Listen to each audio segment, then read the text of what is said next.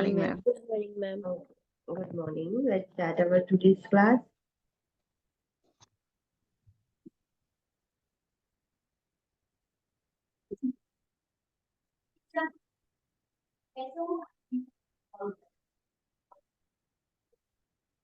Okay, what we have seen yesterday?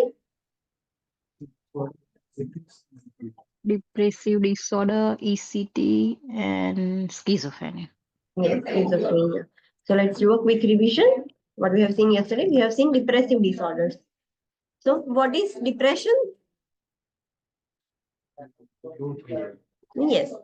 Online students, in your terms, what is depression? Feelings, thought, behavior ને affect કરે. Yes. અને કેવું થઈ જશે? કઈ સાઈડ જશે? High or low? જેના ફીલિંગ્સ છે એ યુફોરિયા સાઈડ જશે, મતલબ હાઈ થશે, થોટ્સ એના હાઈ જશે, બિહેવિયર્સ એનો હાઈ મતલબ હાઈ સાઈડ એબનોર્મલ થશે કે ટુવર્ડ્સ ડાઉન લો સાઈડ થશે?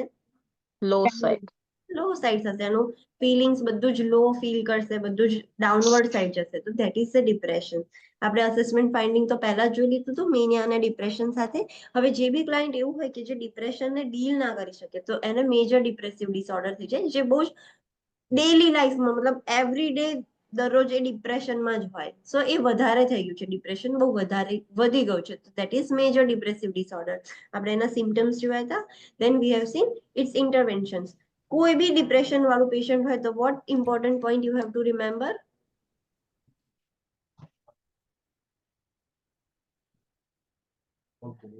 Okay, online students, what important point you have to remember in depression related to self-harm? એને ડાયરેક્ટ પૂછી જ લેવાનું કે have you thought of hurting yourself. Yes. તમને ક્યારે એવો કશો વિચાર આવ્યો છે પોતાની સેલ્ફને હાર્મ કરવાનો? એવું ડાયરેક્ટલી પૂછી લેવાનું. સો આપણને આઈડેન્ટિફાઈ થઈ જાય કે ક્લાયન્ટ સ્યુસાઇડલ છે કે પોતાની સેલ્ફને હર્ટ કરવા માંગે છે, તો આપણે એ પ્રમાણે ઇન્ટરવેન્શન્સ લઈએ, એ પ્રમાણે ક્લાયન્ટને 1-to-1 ઓબ્ઝર્વેશનમાં રાખીએ. દેન આપણે ઇન્ટરવેન્શન્સ જોયા હતા કે હાર્મના રિસ્ક હોય તો આપણે શું કરવાનું, ક્લાયન્ટને કેવી રીતે મેનેજ કરવાનું, ઇન્ટરવેન્શન્સ કરવાના, એક્ટિવિટીઝ રિગાર્ડિંગ કેવી રીતે મેનેજ કરવાનું. એક વસ્તુ યાદ રાખવાની કે ડિપ્રેશનમાં છે તેની એક્ટિવિટીઝ કેવી થઈ જશે? બધી જ ઓછી થઈ જશે. તો આપણે થોડુંક એને એન્કરેજ કરવું પડશે. ન્યુટ્રિશન એનું કેવું થઈ જશે? ઇનએડિક્વેટ થઈ જશે. સો આપણે ન્યુટ્રિશન મેન્ટેન કરવાનું છે. તો આપણે point to point line to line યાદ ના રાખી શકીએ, પણ આપણે એવું કોમન સેન્સ દરેક હ્યુમન બીંગને એવી કોમન સેન્સ છે કે આટલું જોવા મળે છે, સો એ વસ્તુ કેવી રીતે ઇન્ટરવીન કરવાની. Hygiene care. So a person જે બી ડિપ્રેશનમાં હશે પોતાની હાઇજીન નહીં મેન્ટેન કરે, એની જે રેગ્યુલર ડેલી બેસિસની કેર હોય એ બી કેરી આઉટ નહીં કરે, તો તમારે એ બી મેનેજ કરવી પડશે. સ્લીપ પેટર્ન્સ એના કેવા થઈ જશે? કાં તો ઇન્સોમિયા થઈ જશે, કાં તો હાઇપરસોમિયા થઈ જશે. તો તમારે પહેલા મોનિટર કરવું પડશે કે એને શું છે એક્ઝેક્ટલી, અને અકોર્ડિંગ ટુ ધેટ તમારે મેનેજ કરવાનું છે. દેન ઓલ્ટર થોટ પ્રોસેસ. એની થોટ પ્રોસેસ બી ઓલ્ટર થઈ જશે, એને સેલ્ફ એસ્ટીમ ઓછું થશે, એકદમ વર્થલેસ ફીલ કરશે, અલોન ફીલ કરશે, હેલ્પલેસ ફીલ કરશે. તો એવી બધી એની થોટ પ્રોસેસ અલ્ટર થઈ ગઈ હોય તો એ તમારે કેવી રીતે ઇન્ટરવેન્શન કરવાના. Then we have seen ECT. What is ECT? Yes, what it's એનું ફૂલ ફોર્મ શું છે?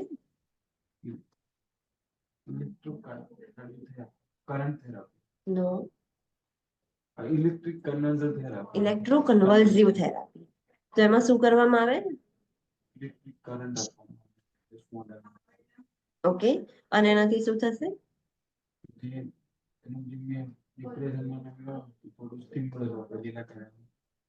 Okay, no, I am not talking about its pathophysiology. જ્યારે તમે ECT ઇલેક્ટ્રિક કરંટ આપશો તો ક્લાયન્ટમાં શું જોવા મળશે?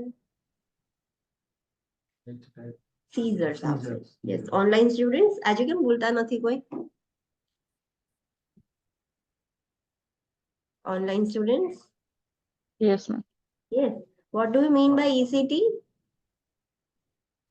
EC one type of treatment છે જેમાં પ્રેશરના ટેમ્પોરલ બોન્ડ પર 2 ઇલેક્ટ્રોડ લગાવવામાં આવે અને ઇલેક્ટ્રિસિટી પાસ કરવામાં આવે, જેનાથી પેશન્ટને સીઝર આવે. યસ. અને આપણે એ સીઝર્સ વર્સ ના થઈ જાય કે કોમ્પ્લિકેશન્સ વધારે ના થાય તો એના માટે આપણે શું કરીએ છીએ? પ્રી મેડિકેશન આપીએ છીએ. યસ. પ્રી મેડિકેશન્સમાં શું આપીશું? Anesthesia. એનેસ્થેસિયા આપીશું અને રિલેક્સન્સ આપીએ છીએ. Muscle Muscle રિલેક્સન. relax. યસ, સો મસલ રિલેક્સન અને એનેસ્થેશિયા આપણે ક્લાયન્ટને પહેલેથી જ આપી દઈએ છીએ, તો એ જે સીઝર્સ છે એનો બહુ વધારે ઇફેક્ટ ના આવે બોડી પર, બીકોઝ એ થોડાક ટાઈમ માટે 15 to 70 સેકન્ડ્સ માટે એ સીઝર્સ આવશે. Normally A treatment 6 to 12 treatments લેવાની હોય અને એનું ઇન્ટરવલ કેવું હોય તો એવરી 2 to 5 ડેઝ હોય. એ ડોક્ટર ડિસાઇડ કરશે કે એવરી 2 ડેઝ બોલાવા છે, એવરી 3 ડેઝ, એવરી 4 ડેઝ કે એવરી 5 ડેઝ એમ. અને જ્યારે એક વખત એની જે કોર્સની જે ટ્રીટમેન્ટ છે એ પતી જાય પછી મેન્ટેનન્સ ડોઝ હોય, એટલે રેગ્યુલરલી ક્લાયન્ટ મહિનામાં એક વખતે એ ડોઝ લઈ લે તો ક્લાયન્ટ એ રેમિશન પીરિયડમાં રિલેપ્સ ના થાય, ફરીથી ડિપ્રેશન આવે નહીં. સો એવી રીતે આપણે મેન્ટેન કરવાનું હતું. દેન અમુક હા, કઈ કન્ડિશન્સમાં આપણે અવોઇડ કરવાનું? ECT, MI, yes, stroke, stroke, and Humor. Tumour હોય. યસ, કોઈ બી ઇન્ટ્રાક્રેનિયલ માસ હોય, લાઈક ટ્યુમર છે કે કશું બી થયું છે, ક્લોટ ફોર્મેશન બી થઈ ગયું હોય, કશું મેજર હિમેટોમા જેવું કશું બી માસ હોય ક્રેનિયમની અંદર, રિસેન્ટ MI થયું હોય કે સ્ટ્રોક થયું હોય, તો એવા ક્લાયન્ટ્સને આપણે ECT નહીં આપવાની. પછી આપણે એના યુઝીસ જોયા હતા કે કયા કયા ક્લાયન્ટ્સને આપણે આપી શકીએ છીએ, એના યુઝીસ ઇન્ડિકેશન્સ આપણે જોયા હતા. Then pre procedure, being a nurse આપણે પ્રી પ્રોસિજર શું ધ્યાન રાખવાનું તે તમને ખબર હોવી જોઈએ. ડ્યુરિંગ પ્રોસિજર આપણે શું કરવાનું. સો એ વસ્તુ યાદ રાખવાની કે ક્લાયન્ટને આપણે પ્રોસિજર કરવાનું હોય, શોક આલવાનું હોય, તો EEG પણ ઇલેક્ટ્રોડ લગાવી દેવાના અને ECG ને પણ ઇલેક્ટ્રોડ્સ લગાવી દેવાના, બીપી અને પલ્સ અને ઓક્સિજન બી મેન્ટેન કરવાનું. દેન એક વસ્તુ હતી કે આપણે ક્લાયન્ટને જ્યારે ટ્રીટમેન્ટ ચાલતી હોય ત્યારે એક પોઈન્ટ રિમેમ્બર રાખવાનો હતો, લાઈક યાદ રાખવાનો હતો કે આપણે ફૂટના રિલેટેડ હતું કશું, તો એ શું હતું એ કોન્સેપ્ટ?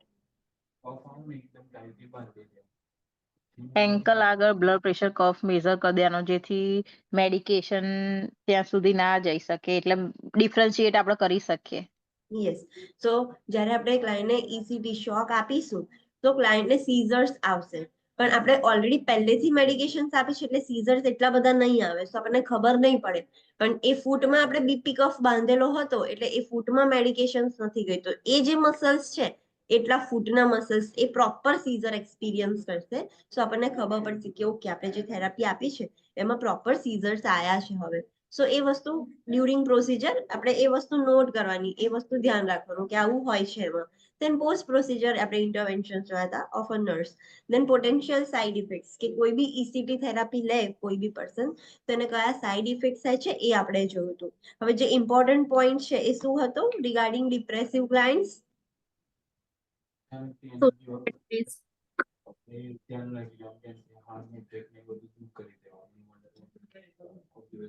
Yes, online students. કોઈ suicidal થોટ્સ પેશન્ટને આવે છે કે નહીં એ ક્લોઝલી ઓબ્ઝર્વ કરવાનું. યસ, એન્ડ ઇફ એના પછી શું? હાઇપર એક્ટિવિટી હોય એનર્જી, તો એ ઓબ્ઝર્વ કરવાનું. યસ, કોઈ બી ક્લાયન્ટને સ્યુસાઇડલ પ્લાન વાળું જે ક્લાયન્ટ હોય ને એને કમ્પ્લીટલી ઓબ્ઝર્વેશનમાં રાખવાનું તમારે. અને એમાં પણ જો એને પ્લાન બનાવ્યા પછી એને સારું એનર્જેટિક ફીલ થાય છે તો બહુ જ ક્લોઝલી મોનિટર કરવું પડશે, બીકોઝ તેનું રિસ્ક વધી જશે. હવે એની જોડે પ્લાન તો હતો ઓલરેડી અને હવે એનર્જી બી આવી ગઈ છે, તો એ હવે એનું જે પ્લાન છે એને ઇમ્પ્લિમેન્ટ કરતા એક્ઝિક્યુટ કરશે એનો સ્યુસાઇડલ પ્લાન. તો એ વખતે ખાસ ધ્યાન રાખવાનું આપણે. Then we have seen schizophrenia. What is schizophrenia?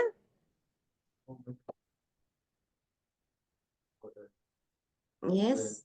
Mental health problem જેમાં પેશન્ટના થોટ પ્રોસેસ ડિસ્ટર્બ થાય અને ઇન્ટરપર્સનલ રિલેશન હેલ્યુઝન ને ડેલ્યુઝન જોવા મળે.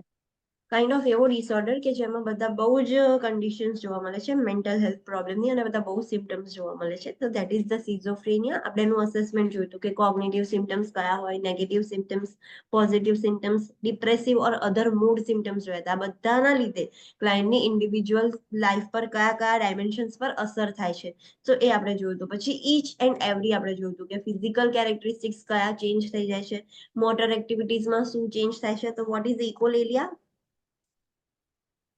રિપીટેશન રિપીટેશન ઓફ વર્ડ્સ, તો એના પોતાના જ વર્ડ્સ રિપીટ કરશે. No another person, another person જે સામે વાળું છે એના જ મિમિક કરશે, એ જ રિપીટ કરશે.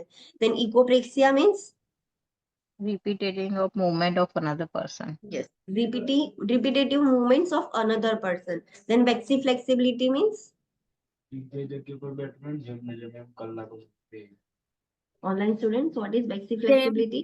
સેમ પોસ્ચરમાં ઘણા બધા કલાકો સુધી બેસી રહે. Yes. Same. Like a statue, એ સેમ એકની એક પોસ્ચરમાં એકના એક જ એના જે પોસ્ચર છે એમાં ઘણા ટાઈમ સુધી એ એમનું એમ બેસી રહેશે. Then we have seen emotional characteristics. કયા ઇમોશનલ કેરેક્ટરિસ્ટિક્સ જોવા મળે છે? કમ્પલ્સિવ રિચ્યુઅલ્સ ક્લાયન્ટ પરફોર્મ કરશે તો એની જે કોન્ફ્લિક્ટ છે એના માટે ઓવર કમ્પ્લાયન્સ થઈ જશે ક્લાયન્ટ. ધેન અફેક્ટિવ ડિસ્ટર્બન્સીસ, એના મૂડ અને અફેક્ટ પર કયા ચેન્જીસ જોવા મળશે? થોટ પ્રોસેસ એબનોર્મલ થઈ જશે. So what is સર્કમસ્ટેન્શિયાલિટી?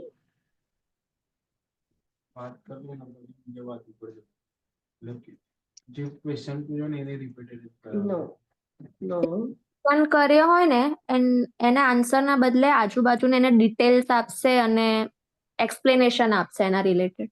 યસ, આપણે ક્લાયન્ટને કશો બી ક્વેશ્ચન કરીએ છીએ તો એ ક્વેશ્ચનનો આન્સર આપતા પહેલા એ બીજું બધું એક્સપ્લેનેશન વધારાનું એમને જે અનનેસેસરી થિંગ્સ છે એ વધારે બોલશે, આન્સર હજુ નથી બોલતું. દેન કન્ફેબ્યુલેશન મીન્સ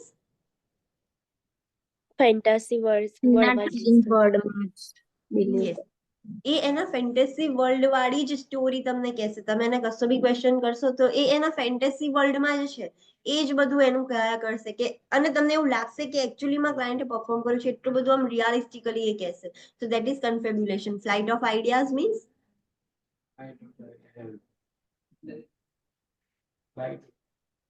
એના આઈડિયા હેવી જતા મિનિંગ ખ્યાલ પણ તમારા ટર્મ લેંગ્વેજમાં બોલો. આઈ એમ નોટ સેઇંગ કે ટેલ મી ધ ડેફિનેશન. તમે એ વર્ડથી શું સમજ્યા please tell me.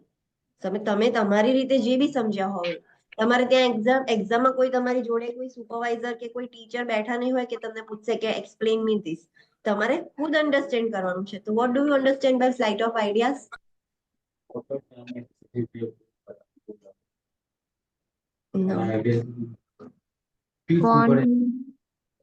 Ideas flight થઈ જાય છે. ફ્લાઇટ મીન્સ નો, જમ્પ કરશે વન ટોપિક થી અનધર ટોપિક પર.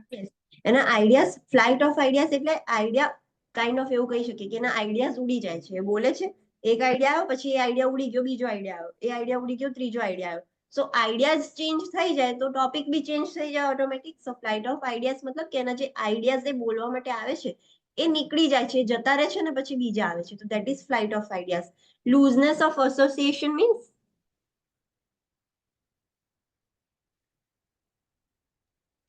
એને પૂછે શું અને બોલે શું. કન્ફ્યુઝિંગ. યસ, આપણે એને શું પૂછીએ છીએ અને શું બોલે છે, મતલબ ઇરરિલેવન્ટ કશું બી બોલે છે. તમે એને ક્વેશ્ચન પૂછો કે આજે તમે શું ખાધું, ને આન્સર કશું રેન્ડમલી જ આપશે કે આજે અમે લોકો અહીં ફરવા ગયા હતા, પણ વી આર આસ્કિંગ અબાઉટ કે તમે જમ્યા શું. So that is looseness of association. Illogically કશું બી કન્ફ્યુઝ થિંકિંગ ના લીધે કુછ બી બોલ્યા કરશે. Then neologism. What is neologism? New word form જાતે જ ન્યૂ વર્ડ ફોર્મ કરશે. એના મિનિંગ ખાલી એને જ ખબર છે, બીકોઝ એકચ્યુઅલીમાં એ વર્ડ્સ એક્ઝિસ્ટ જ નથી કરતા. That's why. Thought blocking means conversation block દરમિયાન થઈ જાય. થોટ બ્લોક થઈ જાય વચ્ચે Yes. suddenly. ડ્યુરિંગ કન્વર્ઝેશન વાત કરતા કરતા એને જે થોટ્સ આવે છે બ્લોક થઈ જાય છે, એટલે પોઝ થઈ જશે. પછી કશોક નવો થોટ આવી જશે તો kind of that is the thought block, કે થોટ્સ આવીને એકદમ બ્લોક થઈ જાય છે. એ વર્ડ સલાડ મીન્સ યસ, કોઈ બી રેન્ડમલી કોઈ બી વર્ડ્સ ને ફ્રેઝિસ બધું મિક્સ કરીને એનું સેન્ટેન્સ બનાવશે, જે સેન્ટેન્સનો કોઈ મિનિંગ જ નહીં થાય. આમ જે નોર્મલ મિનિંગ થવો જોઈએ એ નહીં થાય. સો તમારે ખાલી શું કરવાનું છે કે આ બધા વર્ડ્સ છે ઓન પેપર ઓર એનીવેર તમે વર્ડ લખો અને એનો મિનિંગ તમે ગુજરાતીમાં લખો કે જે રીતે લખો એ રીતે લખો. એક્ઝામ્પલના સેન્સમાં લખવું હોય તો એક્ઝામ્પલમાં, પણ ઇન શોર્ટ તમને એ વર્ડનો મિનિંગ ખબર હોવી જોઈએ. In your terms. તમારે કોઈને સમજાવવાનું નથી, પણ તમને ખબર હોવી જોઈએ. અને મેક શ્યોર કે તમે મિસઇન્ટરપ્રિટ ના કરો. લાઈક અત્યારે જેમ કીધું કે ફ્લાઇટ ઓફ આઈડિયાઝમાં પીક પર જતા એવું નથી હોતું, તમે રોંગ સમજ્યા. સો પ્લીઝ કરેક્ટ અન્ડરસ્ટેન્ડિંગમાં તમારા ગુજરાતીમાં લખવું હોય, એક્ઝામ્પલ ફોર્મમાં લખવું હોય, ગમે તે રીતે લખી લો તો તમને ખબર પડે કે આનો મિનિંગ શું થાય છે. દેન ટાઈપ્સ ઓફ ડેલ્યુઝન્સ. અને ડેલ્યુઝન્સ કેવા ટાઈપ્સના આવે સો એ આપણે જોયું હતું. ડેલ્યુઝન્સ એટલે શું? False belief. Yes, false belief is called as delusions. અને ડેલ્યુઝન ઓફ ગ્રેન્ડિયોસિટીમાં શું કરતું હતું? ગ્રેન્ડિયોર ડેલ્યુઝનમાં પોતાને આઈ એમ One is powerful. યસ એ પોતાને પોતાની સેલ્ફ ને સમથિંગ પાવરફુલ પર્સન કેવી રીતનું સમજે એમ. ધેન ડેલ્યુઝન ઓફ જેલસીમાં શું થશે? ઓન પાર્ટનર અથવા તો મેટ પ્રત્યે ફોલ્સ બિલીફ હશે લાઈક એ ચીટિંગ he કરે or છે. she is going out. Yes એ બીજા કોઈ જોડે જાય છે કે એના ઉપર ચીટિંગ કરે છે એવું ફીલ થશે. તો ડેલ્યુઝન ઓફ જેલસી ઓર ઇન્ફિડેલિટી એ બંનેમાં સેમ આવશે. ડેલ્યુઝન ઓફ પર્સિક્યુશન મીન્સ શું થશે? Yes the client will feel કે બધા જ એને ટાર્ગેટ કરીને એને હાર્મ કરવા માંગે છે. ધેન સોમેટિક ડેલ્યુઝન્સમાં શું થતું હતું?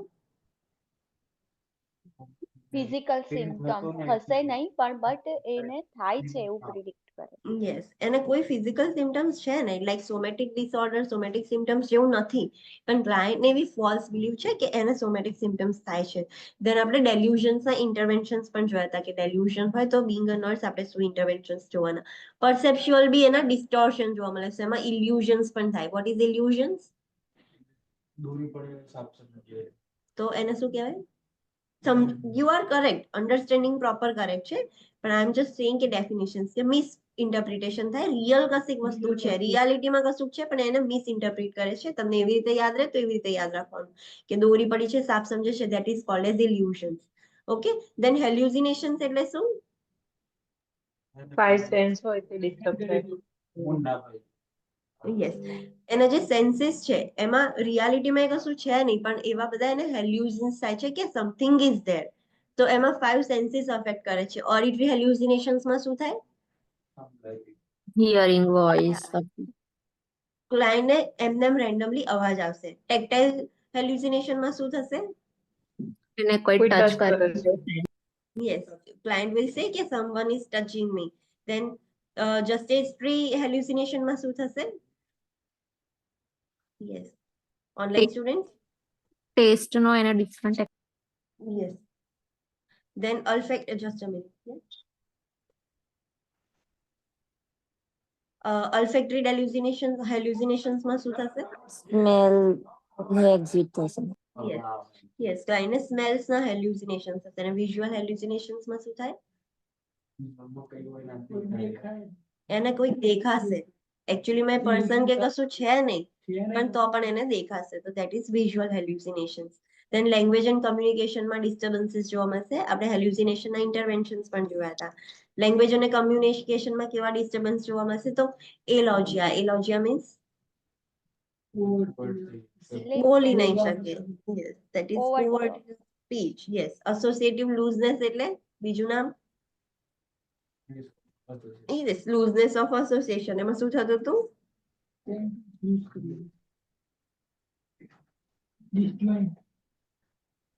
પૂછ્યું કઈ હોય ને બોલા કઈ. Yes. Online students, what is associative looseness? Confusion અને લોજિકલી કોઈ થિંકિંગ ના હોય ના. Yes. આપણે કશું ક્લાયન્ટને પૂછીશું અને એ ઇલોજિકલી આન્સર શું આપે. Then clang association માં શું થતું હતું? Rhyming word use Rhyming word બોલ બોલ કરશે. Yes.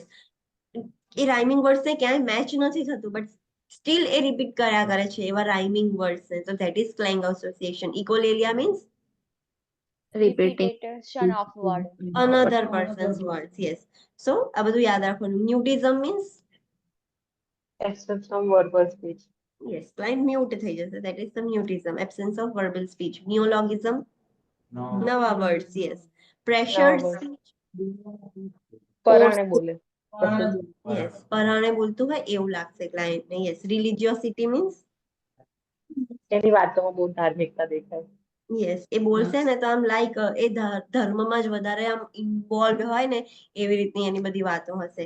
ટેન્જન્શિયાલિટી એટલે કન્ફ્યુઝ રહે. કન્ફ્યુઝ ગૂંચવણ ભરેલું બોલશે.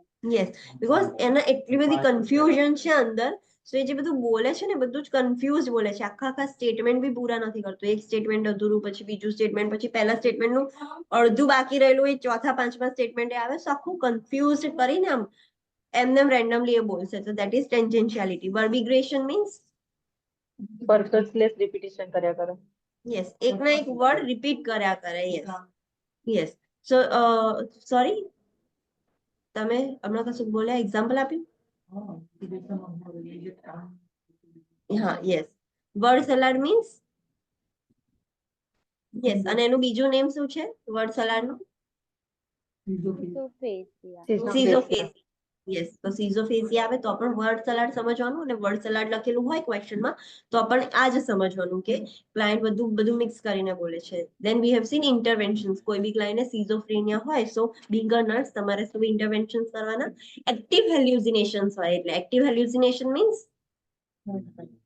ક્લાયન્ટને અત્યારે ચાલુ હાલ છે હાલ on set. એપિસોડ આવે છે. Fit. ઓડિટરી હોય તો એને સંભળાય છે, વિઝ્યુઅલ હોય તો એને દેખાય છે, ટેક્ટાઇલ હોય તો એને કોઈ ટચ કરે છે, એવું હાલ અત્યારે ઓન ગોઈંગ છે ફેઝ. સો એ વખતે આપણે શું કરવાનું? That we have scene. પછી જે ઇમ્પોર્ટન્ટ પોઈન્ટ હતો શું હતો? જે બી ક્લાયન્ટને હેલ્યુસિનેશન્સ હોય એમાં, અને બીજું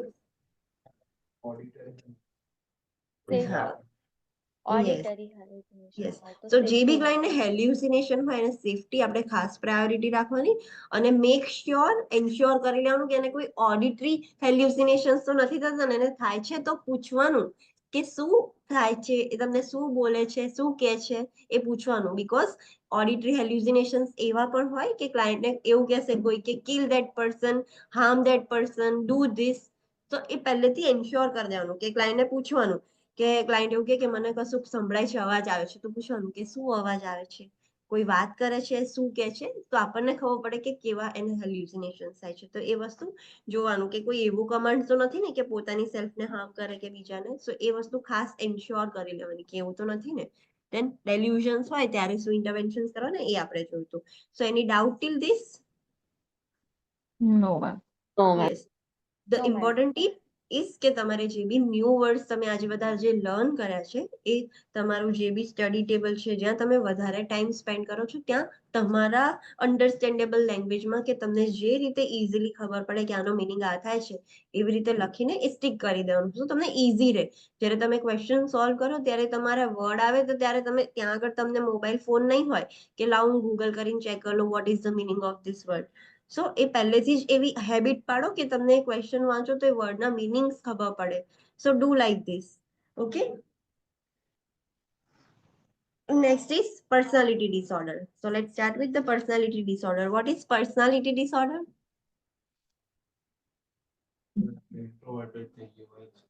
Yes, that is a good example. Online student, what is personality disorder? There are certain changes in behavior pattern which affects your relationship, your daily life, your way of living and behaving with others. Yes. So ક્લાયન્ટની જે personality છે, personality એટલે શું? તમે અમુક આપણે કહીએ છીએ કે આ પર્સનની બહુ સારી પર્સનાલિટી છે, આ પર્સનની બહુ ખરાબ પર્સનાલિટી છે. તો પર્સનાલિટી એ શું છે? તો એના જે આમ કેરેક્ટરિસ્ટિક્સ છે, એના જે બિહેવિયર છે, એને આપણે પર્સનાલિટી કહીએ છીએ. આમ જેના ગુણ છે, that is the personality. So એ જ abnormal થઈ ગઈ છે. તો that is the personality disorder. Personality disorders involves the consistent expression of various inflexible maladaptive behavioral patterns or traits that may impair functioning and relationship. Personality disorder એટલે શું? તો એનું જે કોઈ બી પર્સન હોય ઓલવેઝ એનું ફ્લેક્સિબલ બિહેવિયર હોવું જોઈએ, અડેપ્ટિવ બિહેવિયર હોવું જોઈએ. કોઈ બી સિચ્યુએશનમાં કોઈ બી જગ્યાએ એ એડેપ્ટ કરી લે. રિજિડ બિહેવિયર ના હોવું જોઈએ, આમ ફ્લેક્સિબલ હોવું જોઈએ અને બધી જ સિચ્યુએશનમાં એડેપ્ટ કરતું હોવું જોઈએ. પણ આ જે પર્સન છે એનું કન્સિસ્ટન્ટલી ઇનફ્લેક્સિબલ બિહેવિયર હશે, માલ અડેપ્ટિવ બિહેવિયર હશે. કશી એવી સિચ્યુએશન થશે તો એ અડેપ્ટ નહીં કરે, બસ એનું જ રાખશે કે હું આવો છું એટલે આવું જ, અડેપ્ટ નહીં થાય એ સિચ્યુએશનને. સો એવી પેટર્ન્સ જોવા મળે, એવા ટ્રેટ્સ એટલે કે કેરેક્ટરિસ્ટિક્સ જોવા મળે, જેના લીધે શું થશે? તો એના ફંક્શનમાં બી ઇમ્પેક્ટ થશે અને એના રિલેશનશિપ્સ બી નહીં સચવાય. તમે અડેપ્ટિવ ના હોવ, કોઈ બી રિલેશનમાં ફ્લેક્સિબલ ના હોય તો તમારું એ રિલેશનશિપ સસ્ટેન ના રહે. એ ભલે ગમે તે હોય, સ્પાઉસનું હોય, ફ્રેન્ડ્સ જોડે હોય કે તમારું કલીગ્સ જોડે હોય, કશું બી હોય. સો એના લીધે એ વસ્તુને અફેક્ટ થાય છે, ઇમ્પેર કરે છે. The client usually remains in touch with the reality and typically has a significant lack of insight in self-identity and interpersonal behavior, that is empathy or intimacy. આ જે ક્લાયન્ટ છે નોર્મલી એમ જોઈએ તો યુઝ્યુઅલી રિયાલિટીને તો ટચમાં જ હોય છે. એ કઈ એના ફેન્ટેસી વર્લ્ડમાં નથી જતું રહેતું, એને રિયાલિટી ખબર હોય છે. નોર્મલી યુઝ્યુઅલી એવું જોવા મળે છે. પણ એને પ્રોબ્લેમ ક્યાં થાય છે? Has a significant lack of insight in self identity. A person એ પોતે સેલ્ફ આઈડેન્ટિફાઈ નથી કરી શકતું કે કોણ છે, અંદર ઝાંકી નથી શકતું કે એ કેવો પર્સન છે, શું છે, કોણ છે. તો એમાં મતલબ લેક જોવા મળે છે, અને ઇન્ટરપર્સનલ બિહેવિયરમાં બી લેક જોવા મળે છે. લાઈક એ જે પર્સન હોય એને એમ્પથી ના હોય, બીજાના તરફ બીજા પર્સનને કેવું ફીલ થશે કાઇન્ડ ઓફ એવું બધું ના હોય, ઇન્ટિમસી એમનામાં ના જોવા મળે, કે કોઈ બી રિલેશનમાં ઇન્ટિમસી એ બિલ્ડ ના કરી શકે. Stress exacerbates manifestations of personality disorders. કોઈ બી ક્લાયન્ટને પર્સનાલિટી ડિસઓર્ડર હોય ને તો ઇઝીલી આઈડેન્ટિફાઈ ના થાય કે આ પર્સનને પર્સનાલિટી ડિસઓર્ડર છે, આ પર્સનની પર્સનાલિટી નથી બરાબર. પણ જ્યારે સ્ટ્રેસમાં હોય ને ક્લાયન્ટ, ત્યારે જે પર્સનાલિટી ડિસઓર્ડરના મેનિફેસ્ટેશન્સ હોય, સાઇન એન્ડ સિમ્ટમ્સ, એ વધી જાય. Not directly associated with the effects of substance misuse or a general medical condition such as severe head injury. એનું ડાયરેક્ટલી કશા જોડે એસોસિએશન નથી. લાઈક ક્લાયન્ટ સબસ્ટન્સ અબ્યુઝ કરતું હોય તો એની પર્સનાલિટી ડિસઓર્ડર જોવા મળે, એવું કશું ડાયરેક્ટલી લિંક નથી. કોઈ મેડિકલ કન્ડિશન હોય, ફોર એક્ઝામ્પલ હેડ ઇન્જરી થાય, તો એના લીધે બી પર્સનાલિટી ડિસઓર્ડર થાય, એવું ડાયરેક્ટલી ક્યાંય લિંક નથી થતું. ધેન કેરેક્ટરિસ્ટિક્સ એટલે કે સાઇન એન્ડ સિમ્ટમ્સ. એના કેરેક્ટરિસ્ટિક્સ એટલે કેવું કેરેક્ટર, મતલબ એવું એનું છે. સો ફર્સ્ટ છે poor impulse control. What is impulse control?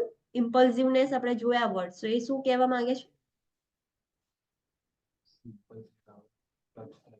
No no no, client એકદમ ઇમ્પલ્સિવ છે, સો વોટ ઇઝ ધેટ?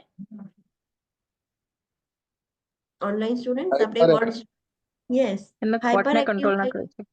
હા, એના તમે બિહેવિયર જેવું એમ કરશો ને, ક્લાયન્ટ એ તરત જ રિએક્ટ કરી દેશે, ઇમ્પલ્સિવ છે. તો પુઅર ઇમ્પલ્સ કંટ્રોલ, આ એનો ઇમ્પલ્સ કંટ્રોલ પ્રોપર નથી કરી શકતું. So acting out to manage internal pain. એને કશું ઇન્ટરનલ પેઇન થશે ને તો તરત જ એક્ટ આઉટ કરી દેશે, આમ આમ શો કરી દેશે કે આમ મને બહુ જ કશું થાય છે. Forms of acting out include physical and verbal attacks. Acting out કેવી રીતે કરશે એ? તો ફિઝિકલ અને વર્બલ અટેક, એટલે ફિઝિકલી તમને હાર્મ કરશે, કાં તો વર્બલ અટેક એટલે ગાળો બોલીને, કે એમ તમે જોયા હશે હું કેવું રેન્ડમલી બોલવાનું સ્ટાર્ટ કરે, એની ઇમ્પલ્સ કંટ્રોલ ના કરી શકે. તો એવું થશે, such as yelling, swearing and self injurious behaviour. બૂમો પાડશે, યેલ કરશે, પછી સ્વિયરિંગ, આમ કસમ લેશે કે હું આમ કરી દઈશ, એમ કાઇન્ડ ઓફ. અને સેલ્ફ ઇન્જુરિયસ, પોતાને જ ઇન્જરી કરવાના બિહેવિયર જોવા મળશે, સચ એઝ કટિંગ ઓન સ્કિન. જાતે જ આમ પેલું કટ, શું કહેવાય, કટર લઈને કશું ગમે તે લઈને, મતલબ પોતાની સ્કિન કટ કરશે. બેંગિંગ ધ હેડ, દિવાલમાં માથું પછાડશે. પંચિંગ સેલ્ફ, એટલે દિવાલમાં પંચ કરશે કે ગમે તે કરશે. મેન્યુપ્યુલેશન કરશે.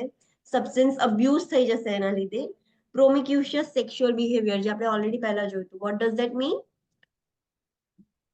જે મેનિયા વાળા ક્લાયન્ટ હતા એમનામાં પ્રોમિક્યુશિયસ સેક્સ્યુઅલ બિહેવિયર જોવા મળતું Multiple sexual partner હતું. action. Sorry, Multiple sexual partners. Yes, multiple sexual partners, ગમે ત્યાં રેન્ડમલી કોઈની બી જોડે સેક્સ્યુઅલ રિલેશનમાં આવી જશે. સ્યુસાઇડલ અટેમ્પ્ટ જોવા મળશે. તો આવા બધા આવી રીતે એ લોકો બિહેવ કરશે. એમનો ઇમ્પલ્સિવ કંટ્રોલ સારો નથી. એટલે the client may be preoccupied with such thing as self, religion or sex. એ ઓલવેઝ એમાં જ ઓક્યુપાઇડ રહેશે, મતલબ એના વિચારો ઓલવેઝ પોતાના રિલેટેડ હશે, રિલિજિયસ રિલેટેડ હશે, ઓર રિલેટેડ ટુ સેક્સ રિલેટેડ, એમાં જ એ પ્રીઓક્યુપાઇડ હશે.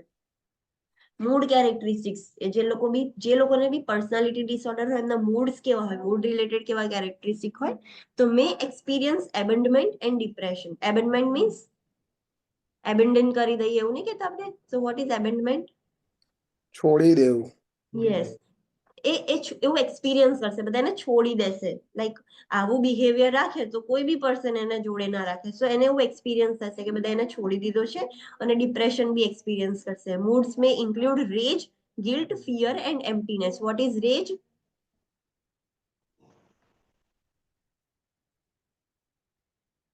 Online students, what is rage?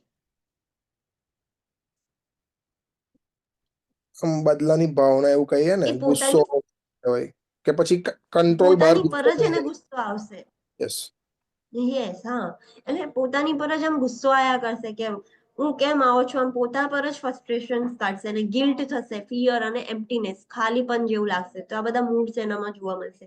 Impaired judgement, judgement એનું ઇમ્પેર થઈ જશે. Like difficulty with problem solving, problem easily solve નહીં કરી શકે. Inability to perceive the consequences of behaviour. આપણે જે બધા બિહેવિયરલ કેરેક્ટરિસ્ટિક્સ જોયા કે આવું બિહેવ કરે છે, સો એને એવું ખબર નહીં પડે કે મારા આ બિહેવિયરના લીધે શું કોન્સિક્વન્સીસ આવશે, શું એના આઉટકમ્સ આવશે, તો એ બી એ પરસીવ ના કરી શકે. Impaired reality testing, reality testing બી ઇમ્પેર થઈ જશે. એવા ટાઈમમાં શું જોવા મળશે? તો distortion of reality and often projection of own feelings on to others. Reality એનું થોડુંક ડિસ્ટોર્શન થઈ જશે, મતલબ એ જે ટાઈમમાં છે અને જે અત્યારે ફેઝમાં છે કે એ એવું જ બિહેવ કરશે. અને projection, vote is the projection defence mechanism? કોઈ બીજાનો ગુસ્સો બીજા પર કરશે. યસ, એ બ્લેમ કરશે. ના, પોતાના ગુસ્સો બીજા થોટ્સ પર ને કરશે, that બધું is એ different. પોતાના થોટ્સ ને ફિલિંગ્સ ને બધું બીજા પર એપ્લાય કરશે. યસ, એ બ્લેમ બીજા કરશે બીજા વાળા પર. Yes, so that is projection of own feelings on to others. એની જે પોતાની ફિલિંગ્સ છે એ બીજા પર પ્રોજેક્ટ કરશે, બીજાના ઉપર નાખશે. સો દેટ ઇઝ એવું જોવા મળશે એનામાં. Then impaired object relation. Impaired object રિલેશન્સમાં શું? તો rigid and inflexible with difficulty in intimate relationships. એનું જે એકદમ રિજિડ અને ઇનફ્લેક્સિબલ છે, કોઈ બી એનું એમ શું કહેવાય, સખ્ત છે કે આ એટલે આ જ. જે ફ્લેક્સિબિલિટી હોવી જોઈએ એ નથી કે દરેક સિચ્યુએશન્સમાં કેવી રીતે આપણે એડેપ્ટ થવું, સો એ જોવા નથી મળતું. તો એના જે રિલેશનશિપ્સ છે એમાં બી ઇન્ટિમેસી નહીં હોય. So with difficulty in intimate relationships. Impaired self perception, પોતાની સેલ્ફને અલગ રીતે પરસીવ કરે છે, તો that is distorted self perception and experience of self hate and self idealisation or self idealisation. એ સેલ્ફ પરસેપ્શન એનું ડિસ્ટોર્ટેડ થઈ ગયું છે, તો શું એક્સપિરિયન્સ કરશે? કાં તો સેલ્ફ હેટ એક્સપિરિયન્સ કરશે, પોતાની સેલ્ફને હેટ કરશે, ઓર એલ્સ પોતાને સેલ્ફને આઈડિયલાઇઝ માનશે કે હું છું એ જ બરાબર છું, બધા જ પેલા એવા છે કે બધાએ આવું જ બિહેવ કરવું જોઈએ, એ જે કે ને એ જ બધું સાચું. સો સેલ્ફ હેટ હોય કાં તો સેલ્ફ આઈડિયલાઇઝેશન હોય, બે એક સાથે ના હોય, both are opposite things. Impaired thought process, thought process impaired થઈ જશે. લાઈક કોન્ક્રીટ થિંકિંગ જોવા મળશે or diffuse thinking. Concrete thinking એટલે કેવું? મતલબ કોન્ક્રીટ કોન્ક્રીટ મતલબ કે એનું જોવાનું પોઈન્ટ ઓફ વ્યૂ કેવો છે, એકચ્યુઅલ પોઈન્ટ ઓફ વ્યૂ, મતલબ વર્લ્ડ ને કેવી રીતે જોવે છે. યસ, પણ એમાં બી કોન્ક્રીટ છે, મતલબ રિજિડ છે. લાઈક કોન્ક્રીટ થિંકિંગ એટલે જે ચાઇલ્ડ હોય નાનપણથી આપણે એને જે વસ્તુ શીખવાડીએ ને એ વસ્તુ એ કોન્ક્રીટ થિંકિંગ કહેવાય. સો એ જ્યાં સુધી જીવશે એ વસ્તુ એવી રીતે જ એ બિલીવ કરશે. સો એનું થિંકિંગ કોન્ક્રીટ થઈ જશે, એટલે ઇનડાયરેક્ટલી ઇનફ્લેક્સિબલ થઈ જશે, રિજિડ થઈ જશે. કાં તો ડિફ્યુઝ થિંકિંગ હોય. ડિફ્યુઝ થિંકિંગ એટલે ફ્લેક્સિબલ હોય કે સિચ્યુએશનના અકોર્ડિંગ એ એના ડિસિઝન્સ, એનું થિંકિંગ ચેન્જ કરતું રહે કે ના ઓકે આવું છે તો આવું કરાય. સો કોન્ક્રીટ જોવા મળે ઓર એલ્સ ડિફ્યુઝ જોવા મળે. ડિફિકલ્ટી ઇન કોન્સન્ટ્રેટિંગ, એ ઇઝીલી કોન્સન્ટ્રેટ ના કરી શકે.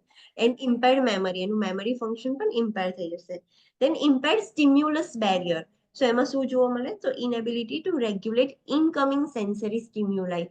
જેના સેન્સરી સ્ટિમ્યુલાઈઝ આવે છે હવે, લાઈક એને એકદમ જ ગુસ્સો આવે છે, અચાનક ઇમોશનલ થવું છે, તો જે બી સેન્સરી સ્ટિમ્યુલાઈઝ આવે છે એને રેગ્યુલેટ નથી કરી શકતો.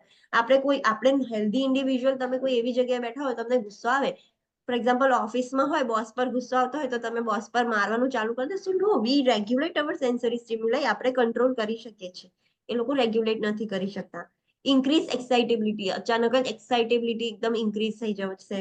Excessive response to noise and light. જ્યારે નોઇઝ અને લાઇટમાં બહુ એક્સેસિવલી રિસ્પોન્ડ કરશે, બહુ વિચિત્ર રીતે રિસ્પોન્ડ કરશે. પુઅર અટેન્શન સ્પાન, એજિટેશન્સ, એકદમ એજિટેટેડ હશે, બધું દિમાગમાં બહુ જ એને ચાલતું હશે, કન્ફ્યુઝ આમ એકદમ એવું હશે, ઇન્સોમ્નિયા. તો આટલું જોવા મળશે. This are the characteristics. કોઈ બી પર્સનાલિટી ડિસઓર્ડર હોય આટલા કેરેક્ટરિસ્ટિક્સ જોવા મળે. હવે આપણે પર્સનાલિટી ડિસઓર્ડર્સના ટાઈપ્સ જોઈએ છે કે આટલી આટલી ટાઈપ્સની પર્સનાલિટી ડિસઓર્ડર્સ હોય, તો એ ગ્રુપમાં ડિવાઈડ કરી છે. There are mainly 3 groups. Cluster A, cluster B અને ક્લસ્ટર સી. એવી રીતે 3 ગ્રુપ્સ પાડેલા છે કે અમુક ડિઝીઝ કન્ડિશન્સ ક્લસ્ટર એ માં આવશે, અમુક ડિઝીઝ કન્ડિશન્સ ક્લસ્ટર બી માં, અને અમુક ડિઝીઝ કન્ડિશન્સ ક્લસ્ટર સી માં આવશે.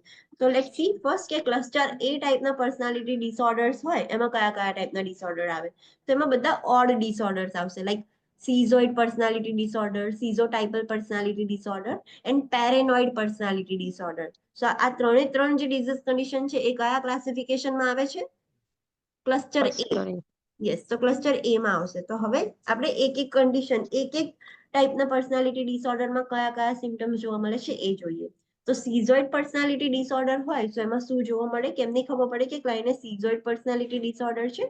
સો it is characterised by an inability to form warm close social relationships. જે સીઝોઇડ પર્સનાલિટી ડિસઓર્ડર વાળા ક્લાયન્ટ હશે એ લોકો જે એમનું જે સોશિયલ રિલેશનશિપ્સ હોય ને ક્લોઝ કે વોર્મ સારા એવા નહીં બનાવી નહીં શકે. ઇનએબિલિટી ટુ ફોર્મ, એવા બનાવી જ નહીં શકે એવા રિલેશનશિપ. એમને social detachment and lack of close relationships જોવા મળશે. એ સોશિયલી ડિટેચ થઈ જશે. ક્લોઝ રિલેશનશિપ્સ બી ઓછા હશે, લેક હશે. ઇન્ટરેસ્ટ ઇન સોલિટરી એક્ટિવિટીઝ, એમને સોલિટરી એક્ટિવિટીઝ એટલે યસ, એકલા એક્ટિવિટી કરવામાં વધારે ઇન્ટરેસ્ટ રહેશે. એ બીજા જોડે હળી મળીને નહીં કરે. અલુફનેસ એન્ડ ઇનડિફરન્સ, એ લોકોને એકલું જ રહેવું ગમશે. અલુફનેસ જોવા મળશે. રેસ્ટ્રિક્ટેડ એક્સપ્રેશન્સ ઓફ ઇમોશન્સ, જે ઇમોશન્સ હોય એ બધા જ એક્સપ્રેસ ના કરે, એ રેસ્ટ્રિક્ટ કરે. કોઈ બી નોર્મલ હેલ્ધી ઇન્ડિવિજ્યુઅલ એના જે બી ઇમોશન્સ છે એ depending on the situation, depending on the place એ લોકો એક્સપ્રેસ કરે. પણ આ લોકો તો એક્સપ્રેસ જ નથી કરતા, અંદર જ રાખે. Lack of interest in others, એ લોકોને બીજામાં કોઈ જ ઇન્ટરેસ્ટ નથી. So these are the sign and symptoms of schizoid personality disorder. હવે નેક્સ્ટ છે schizotypal personality disorder. Schizotypal personality disorder કેવી રીતે ખબર પડશે, શું આઈડેન્ટિફાઈ થશે? તો it is કેરેક્ટરાઇઝડ by the display of abnormal or highly unusual thoughts, perceptions, speech and behavioral patterns. જે બી પર્સનને સિઝોટાઇપલ પર્સનાલિટી ડિસઓર્ડર હશે એને એકદમ એબનોર્મલ, બહુ જ વધારે જ પડતા અનયુઝ્યુઅલ થોટ્સ આવશે, અનયુઝ્યુઅલ પરસેપ્શન જોવા મળશે, એની સ્પીચ બી એકદમ અનયુઝ્યુઅલ થઈ જશે અને એના બિહેવિયરલ પેટર્ન્સ છે એ બી એકદમ અનયુઝ્યુઅલ થઈ જશે. તો લેટ્સ સી શું હશે. તો સસ્પિશિયસનેસ એન્ડ પેરાનોઇયા. સસ્પિશિયસનેસ એટલે yes, online students, what is suspiciousness? Suspicious એટલે શું? શંકા. યસ યસ, તો એ શક વાળું થઈ જશે. એ ક્લાયન્ટને બધામાં સસ્પિશિયસનેસ જોવા મળશે. પેરેનોયાનો મિનિંગ બી સેમ થાય. એને બધી વસ્તુમાં છે ને ક્વેશ્ચન, આમ શંકા જ થાય, સસ્પિશિયસનેસ થાય.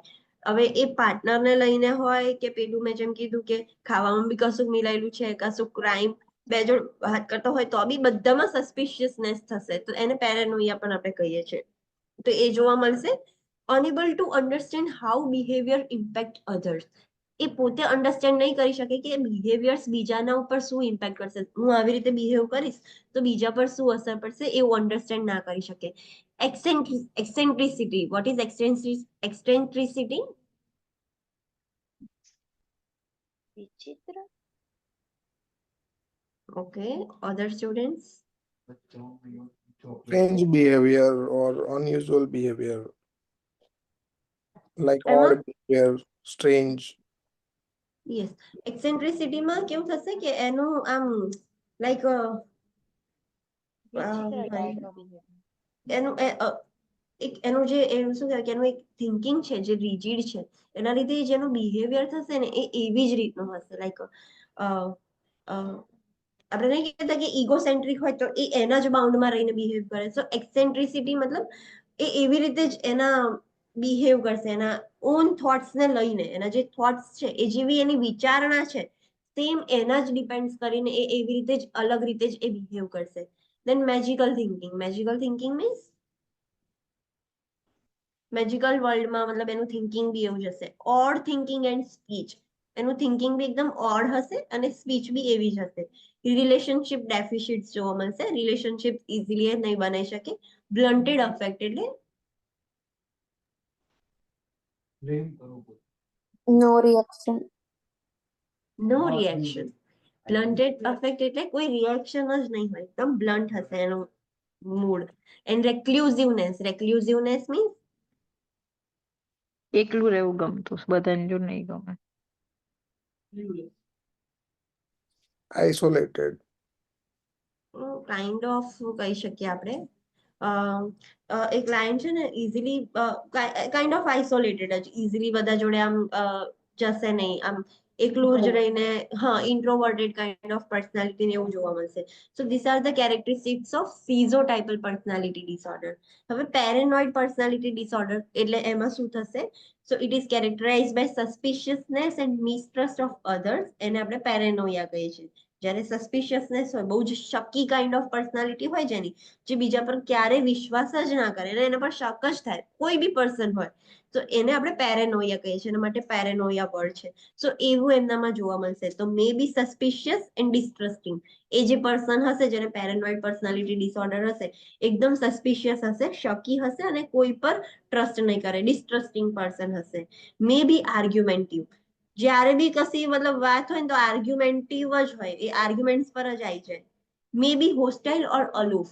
હોસ્ટાઇલ મતલબ પોતાની સેલ્ફને આમ કેદ કરી રાખે ને, એક રૂમમાં બંધ કરી રાખે કાઇન્ડ ઓફ એવું, અને એકલું જ રહેશે, અલૂફ હશે.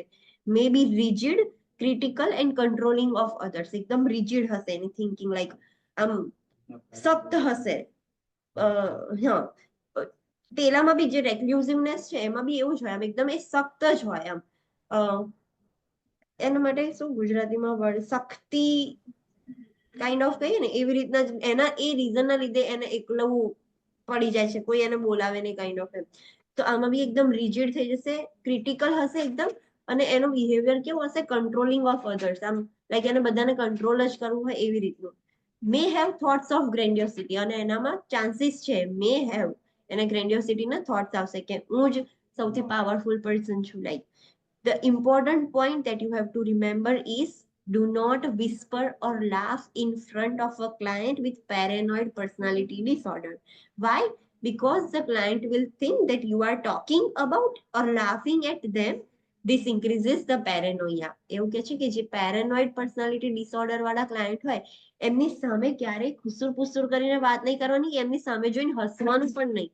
બીકોઝ જો તમે એવું કરશો ને તો એ લોકોને એવું લાગશે, એક તો ઓલરેડી એ સસ્પિશિયસ છે, બધા પર શક કરતા રહે છે, તો એને એવું સસ્પિશિયસનેસ થશે કે તમે લોકો એની વાત કરો છો કાં તો એના ઉપર હસો છો, અને એનું જે પેરેનોયા છે, જે સસ્પિશિયસનેસ એક્ટિવિટી છે, એ વધી જશે. Understood?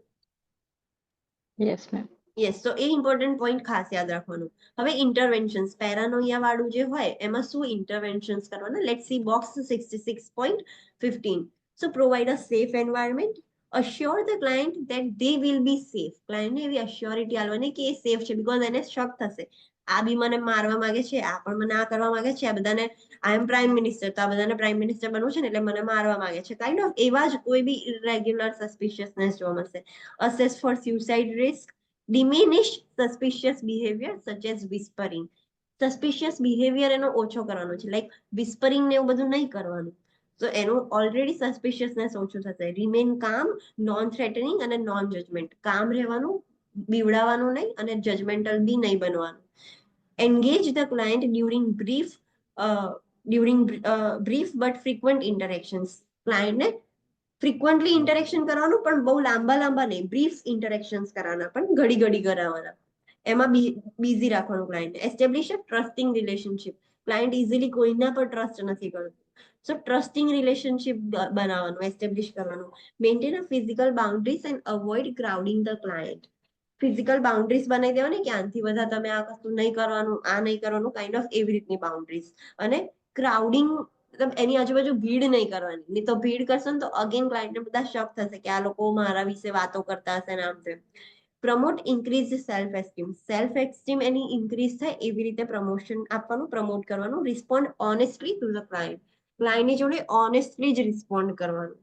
Follow through on commitments made to the client. ક્લાયન્ટને તમે જે કમિટમેન્ટ આપી છે કે આઈ વિલ ડુ ધીસ, તો એ કમિટમેન્ટ પૂરી કરવાની, તો જ એ તમારા પર ટ્રસ્ટ કરશે. અને કમિટમેન્ટ બી એવી જ આપવાની કે જે પૂરી થઈ શકે, જે પૂરી ના થઈ શકે એવી કમિટમેન્ટ આપવાની જ નહીં. Acknowledge the client's feelings, but tell the client that you do not share their interpretations of the event. Client જેની ફિલિંગ્સ કે છે ને તો એને એકનોલેજ કરવાનું કે ઓકે નાઇસ તમે કીધું એ, બટ ક્લાયન્ટને પછી એવું પણ કહેવાનું કે તમે દરેક ઇવેન્ટની જે તમે વિચારો છો, આ ઇવેન્ટ થયો તો તમે શું વિચાર્યું એ ઇવેન્ટ રિલેટેડ, એ તમે મારી જોડે શેર નથી કરતા. એટલે ઇન શોર્ટ આપણે ક્લાયન્ટને શેર કરાવવાનું છે, તો આપણને ખબર પડે કે એ શું વિચારે છે, કેટલી હદ સુધી એ સસ્પિશિયસ છે. Provide a daily schedule of activities. Assist the client to identify diversionary activities. Gradually introduce the client to groups. Gradually introduce કરાવવાનું. Refocus conversation to the reality based topics. Reality based topics પર focus કરવાનું, conversion ત્યાં જ લઈ જવાનું. Use role playing to help the client identify thoughts and feelings. ક્લાયન્ટને પોતાના thoughts અને feelings identify કરવા માટે શું કરવાનું? રોલ પ્લેઇંગ નો યુઝ કરવાનો. What is role playing? નાટક. યસ. સો તમે એવી એક્ટિવિટી કરી શકો કે નાટક કરવાનું છે, ક્લાયન્ટને આ રોલ આપ્યો છે અને આવી રીતે કરવાનું છે, તો એનાથી ક્લાયન્ટને થોટ્સ અને ફિલિંગ્સ આઈડેન્ટિફાઈ કરશે. Provide positive reinforcement for success. Client જેટલું બી કંટ્રોલ કરે, લાઈક એનું જે પેરાનોઇયા છે એ ઓછું થાય છે, સસ્પિશિયસનેસ ઓછી થાય છે, તેના પોઝિટિવ રીઇન્ફોર્સમેન્ટ આપવાનું, પોઝિટિવ રિવોર્ડ આપવાનું. Do not argue with the delusions. કોઈ બી ક્લાયન્ટને ડેલ્યુઝન્સ થાય, ડેલ્યુઝન ઓફ ગ્રેન્ડિયોસિટી, એમાં એક્ઝામ્પલ હતું, તો આર્ગ્યુ નહીં કરવાનું. તમે એકવાર એને કહી શકો છો કે this is not true, but તમારે આર્ગ્યુમેન્ટ પર નહીં આવી જવાનું. Do not whisper in the client's presence. જ્યાં ક્લાયન્ટ હોય તો ક્લાયન્ટના પ્રેઝન્સમાં વિસ્પર કરીને વાતો નહીં કરવાની, વિસ્પર નહીં કરવાનું. Provide the client with the opportunity to complete small task. ક્લાયન્ટને ઓપોર્ચ્યુનિટી આપવાની કે એ સ્મોલ ટાસ્ક કમ્પ્લીટ કરી શકે. Monitor eating, drinking, sleeping and elimination pattern. એની eating pattern, drinking pattern, sleeping pattern અને એલિમિનેશન પેટર્ન મોનિટર કરવાની. કેમ?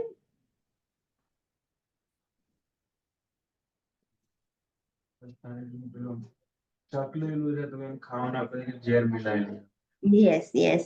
સો એની ઇટિંગ, એ શકી છે ને, સો એ ઇટિંગ અમુક વખતે નહીં ખાય કે આમાં આવું મિલાયેલું છે, આમાં આવું છે, તેવું છે. પાણી કશું આપશો પીવાનું તો બી એવું વિચારશે. સ્લીપિંગમાં બી એવું વિચારશે કે હું સુઈ જઈશ તો બધા મને જે મારવાનું પ્લાનિંગ કરે છે તો હું સુઈ જઈશ તો મને મારી નાખશે. એલિમિનેશન પેટર્ન્સમાં બી એ લોકો મતલબ બધામાં એ શક કરવાના લીધે એ બધી જ પ્રોસેસ છે એ ઓલ્ટર થઈ જશે. તો તમારે મોનિટર કરવાનું કે એકચ્યુઅલીમાં શું કરે છે ક્લાયન્ટ, ઇટિંગ ખાય છે, નથી ખાતું, શું છે, તે બધું મોનિટર કરવાનું. Monitor for agitation and decrease stimuli as needed. Agitated હોય તો એ મોનિટર કરવાનું, ડિક્રીઝ કરવાની સ્ટિમ્યુલાઈ. આપણને જરૂર પડે કે બહુ જ ક્લાયન્ટ વધારે એજિટેટેડ છે, બહુ જ વધારે જ કન્ફ્યુઝ છે, આમ એના ને એના જ એમાં છે, તો જે સ્ટિમ્યુલાઈ છે એ રિડ્યુસ નીડ હોય એ પ્રમાણે. So these are the interventions for paranoia. ક્લાયન્ટને પેરેનોઇયા હોય, સસ્પિશિયસનેસ જેવું હોય તો તમારે શું ઇન્ટરવેન્શન્સ કરવાની એ. દેન નેક્સ્ટ છે, હવે ક્લસ્ટર એ પતી ગયું. ક્લસ્ટર એમાં કેટલી પર્સનાલિટી જોઈ આપણે? 3. Which were they? I'm asking to online students. Which were they? Yes, schizoid, schizotypal and paranoid કા તો paranoia. So એ પર્સનાલિટી જોઈ. નેક્સ્ટ ગ્રુપ છે ક્લસ્ટર બી પર્સનાલિટી ડિસઓર્ડર. હવે એમાં જોઈએ કે કેવા ટાઈપની પર્સનાલિટી આવે છે. તો it includes the dramatic, emotional અને ઇરેટિક ટાઈપ્સ. હવે જેટલી બી ડ્રામેટિક, ઇમોશનલ અને ઇરેટિક ટાઈપ્સ પર્સનાલિટી છે એ, તો ફર્સ્ટ છે હિસ્ટોરિયોનિક પર્સનાલિટી. સેકન્ડ છે નાર્સિસિસ્ટિક પર્સનાલિટી એન્ડ થર્ડ છે એન્ટી સોશિયલ પર્સનાલિટી અને ફોર્થ છે બોર્ડર લાઇન પર્સનાલિટી. સો ગ્રુપ બી જે પર્સનાલિટી, ક્લસ્ટર બી જે પર્સનાલિટી ડિસઓર્ડર છે એમાં 4 ટાઈપની છે: હિસ્ટોરિયોનિક, નાર્સિસિસ્ટિક, એન્ટી સોશિયલ અને border line. Okay, so let's see first histrionic personality disorder. Histrionic personality disorder માં શું થશે? તો it is characterized by the overly dramatic and intensively expressive behavior. Over dramatic. તમે આમાં એક્ઝામ્પલ લઈ શકો છો સિરિયલ્સમાં કેવું જે પર્સનની પર્સનાલિટી ઓવર જ ડ્રામેટિક, બધામાં બસ ડ્રામા જ કરવા જોઈએ. સો એવી ટાઈપની એની પર્સનાલિટી હોય, ઓવર ડ્રામેટિક હોય અને બહુ જ ઇન્ટેન્સલી એના જે બિહેવિયર છે ને એક્સપ્રેસ કરે બહુ. સો એક્ઝામ્પલ તરીકે lively and dramatic and enjoys being the centre of attention. એકદમ લાઇવલી હોય ને, બધી જ વાતમાં ડ્રામા ક્રિએટ કરશે, એને મજા આવે, સેન્ટર ઓફ અટેન્શન, બધાનું અટેન્શન ગેઇન કરવું એને ગમે, તો એની પર્સનાલિટી એવી હોય. Has poor and shallow interpersonal relationship. Interpersonal relationships હશે એના એકદમ પુઅર હશે, બહુ એવા નહીં હોય, બહુ ડીપ રિલેશન્સ નહીં હોય, શેલો હશે.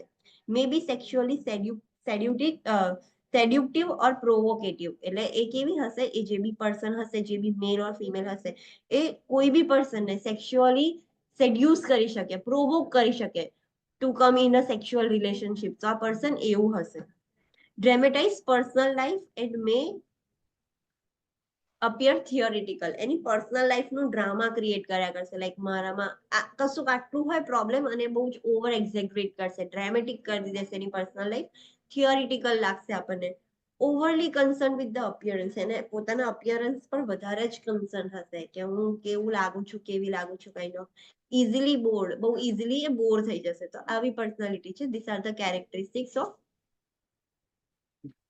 histrionic personality disorder.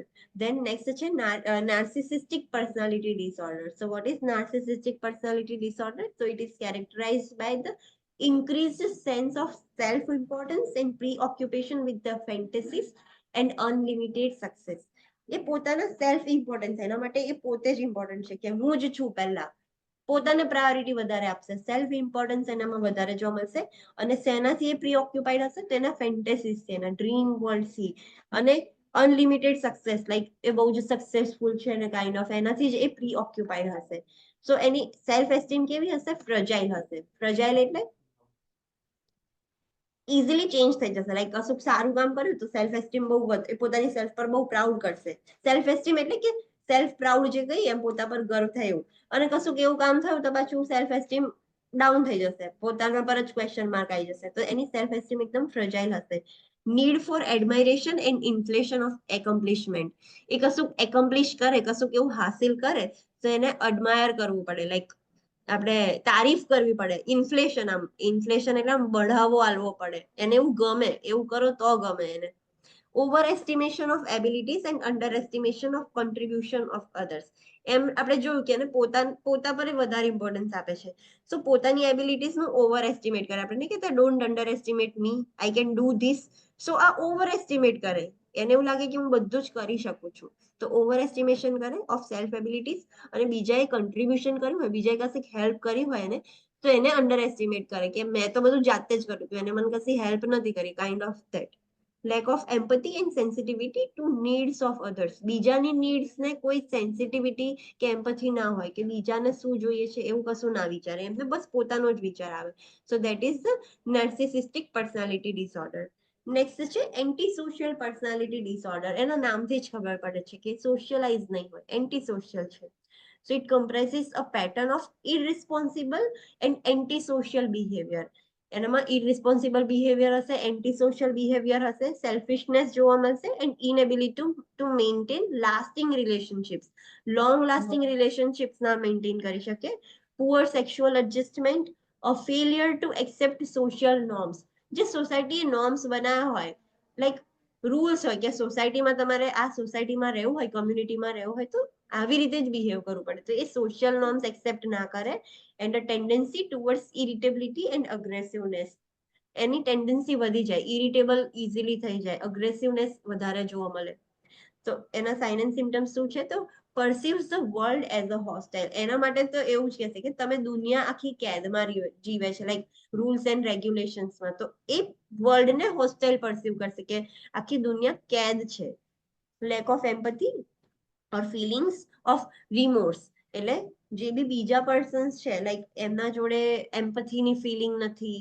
એ લોકો એને એવું લાગે કે બીજા બધાનું કશું મેટર જ નહીં કરતું, બધા ગાંડા, લાઈક એવું નહીં કહેતા કે તમે લોકો ફ્રી નથી, તમે લોકો કેદ છો. સો એવી એની ફિલિંગ્સ હશે. ઇગોસેન્ટ્રિઝમ ફોકસ્ડ ઓન પર્સનલ ગ્રેટિફિકેશન. એ ઇગોસેન્ટ્રિક હશે. એનું ઈગો સેટિસ્ફાય વધારે કરશે, ઇગોઇસ્ટિક હશે. અને પર્સનલ ગ્રેટિફિકેશન, પર્સનલ ગ્રેટિફિકેશન એટલે શું? આપણે એને ગ્રેટિટ્યુડ કરીએ, ગ્રેટિટ્યુડ. ઓનલાઈન સ્ટુડન્ટ્સ બધા મને જ આમ મહત્વ આપે એમ, મીન્સ હા, કશાનું મને જ ક્રેડિટ આપે એમ. યસ. મહત્વ લેવું હોય એને બધાની વસ્તુનું, તો એના ઉપર પર્સનલ ગ્રેટિફિકેશન પર એ વધારે ફોકસ કરે. એમ ઇગોઇસ્ટિક હોય. Deceitful and manipulative. Yes, deceitful and manipulative એટલે ઇઝીલી કોઈને એ મેન્યુપ્યુલેટ કરી દે. Like a salesman. સેલ્સમેન તમારે ત્યાં આવે, તમારે ના ખરીદવું હોય તો પણ એ કેવી મસ્ત મીઠી મીઠી વાતો કરીને કે તમને મેનિપ્યુલેટ કરી દે છે. તો આ જે પર્સન હોય ને એ ડિસાઇડફુલ હોય અને મેનિપ્યુલેટિવ હોય, તમને ઇઝીલી એ મેનિપ્યુલેટ કરી દે. ઇરરિસ્પોન્સિબલ હોય, impulsive and engages in risk taking behaviours. એકદમ ઇમ્પલ્સિવ હોય અને રિસ્ક ટેકિંગ બિહેવિયર્સમાં ઇઝીલી એન્ગેજ થઈ જાય કે આ તો કરવું જ પડશે રિસ્ક બિહેવિયર્સમાં. Persistent or frequent feelings of anger. Persistently અને ઘડી ઘડી એંગરની ફિલિંગ્સ આવશે, ઘડી ઘડી ગુસ્સે થઈ જાય. Refusal to confirm to social rules and a normative behaviour. Social રૂલ્સને એ ફોલો ના કરે. ભાઈ હું તો આ ના કરું. ફોર એક્ઝામ્પલ બધા એવું કે કોઈ એવો નોર્મલ સોશિયલ રૂલ, કોઈ એક્ઝામ્પલ આપે તો કોઈને એવો આઈડિયા આવે તો દેટ ઇઝ નોર્મલાઇઝ. સોસાયટીમાં that is normal, પણ આ પર્સન એવું ના કરે. Okay, let me give you some basic example. તમે કોઈના બી મેરેજમાં જાઓ તો વેલ ડ્રેસ થઈને જશો. That is the normal rule created by the society. કોઈ એવું રિટર્ન નથી, but this is the society follows. આ પર્સન એવું કહેશે કે એવું કોને રૂલ બનાવ્યો કે આવું જ કરવું? એ સમથિંગ ડિફરન્ટ જ કરશે. તો જે સોશિયલ રૂલ્સ જે છે એ ફોલો નહીં કરે, અને જે નોર્મલ બિહેવિયર છે, જે સોસાયટી એક્સેપ્ટ કરે છે, એ નહીં કરે. એ ના જ પાડશે કે મારે તો આવું જ કરવું છે. So these are the antisocial behavior, antisocial personality disorder.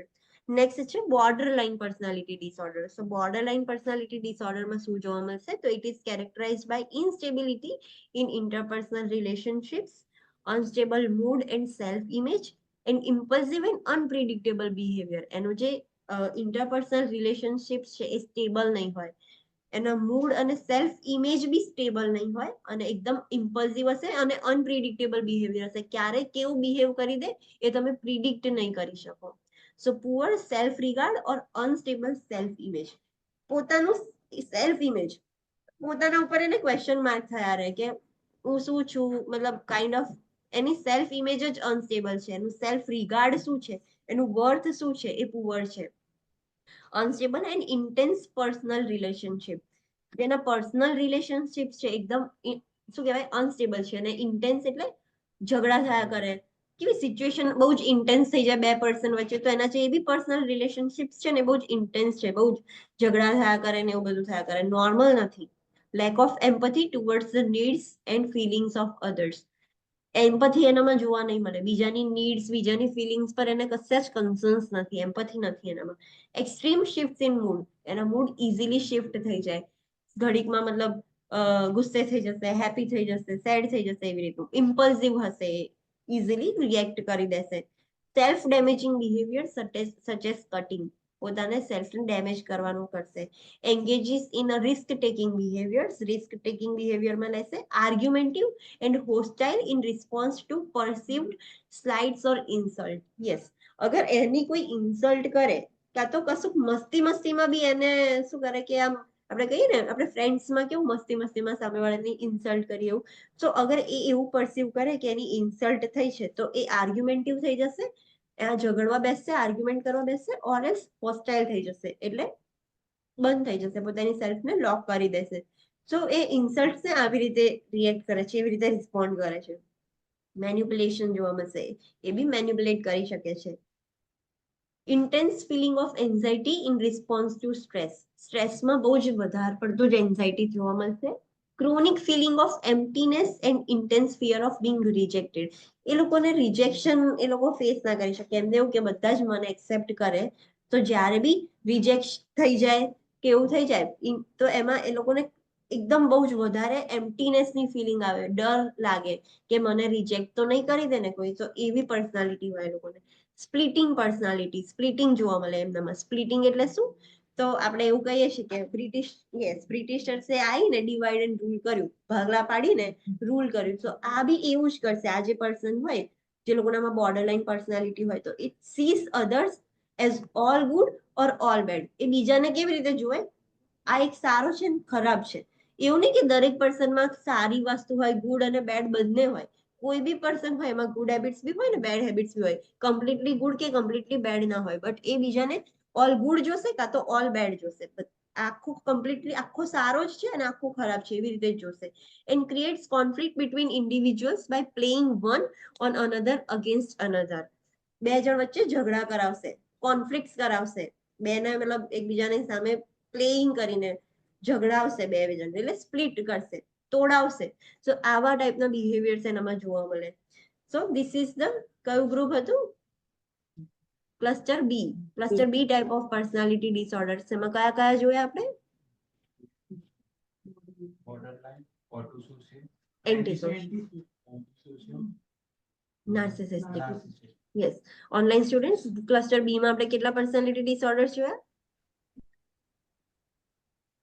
Antisocial, borderline, histrionic, narcissistic. border, yes. Yes. So let's take 5-minute break. પછી આપણે cluster C personality disorder start કરીએ. And yes, Just a minute. Yes. I request everyone to write their first name first and then last name. For example, there is a, yes, Christian Neelam. So instead of writing Christian Neelam, please write Neelam Christian. Okay? Okay, ma'am. Yes. And you also rename yourself. You have written your name Patel Raja. So જ્યારે attendance એ લોકો લે છે મતલબ attendance fill કરવાનું થાય ત્યારે your name is Utpal and your name is Raj. So એક misconceptions થાય છે. So please જે બી તમારું name છે એ લખો. And before some days there was someone. What was the name of device? Just a minute. Yes. On 10th December, there was someone named Samsung SMX216B. So who was that? Samsung S1 device से कौन join થયું હતું? No, Samsung SMX216B. So I kindly request કે તમે join થાઓ તો તમારું name લખો. Your first name and then your surname. Don't write your surname first, okay? અને device નું name હોય તો please એને rename કરી દેજો. Understand? So એ લોકોને જ્યારે attendance fill કરવાની હોય ત્યારે problem ના થાય. Okay ma'am. Yes, so આ જે એ દિવસે આ જે person હતું જે device હતું તો હવે એની attendance કેવી રીતે કરવી we don't know કે આપણને કેમનું identify થાય કે કોણ છે students. Yes, ma'am. Yes, ma'am. Okay, so let's see. Next group is cluster C personality disorder. So cluster C personality disorder માં કયા type ની personalities આવે છે? So let's see. It includes the anxious, fearful type of personality disorder. હવે જે anxious અને fearful type વાળી જે personalities હોય એ આમાં આવે. So કઈ આવે છે? તો OCD, obsessive compulsive personality હોય એ આમાં આવે. Avoidant personality પણ આમાં આવશે અને dependent kind of personality જે હોય જે લોકોની એ પણ cluster C personality disorder માં આવશે. So let's see. First, obsessive compulsive personality disorder.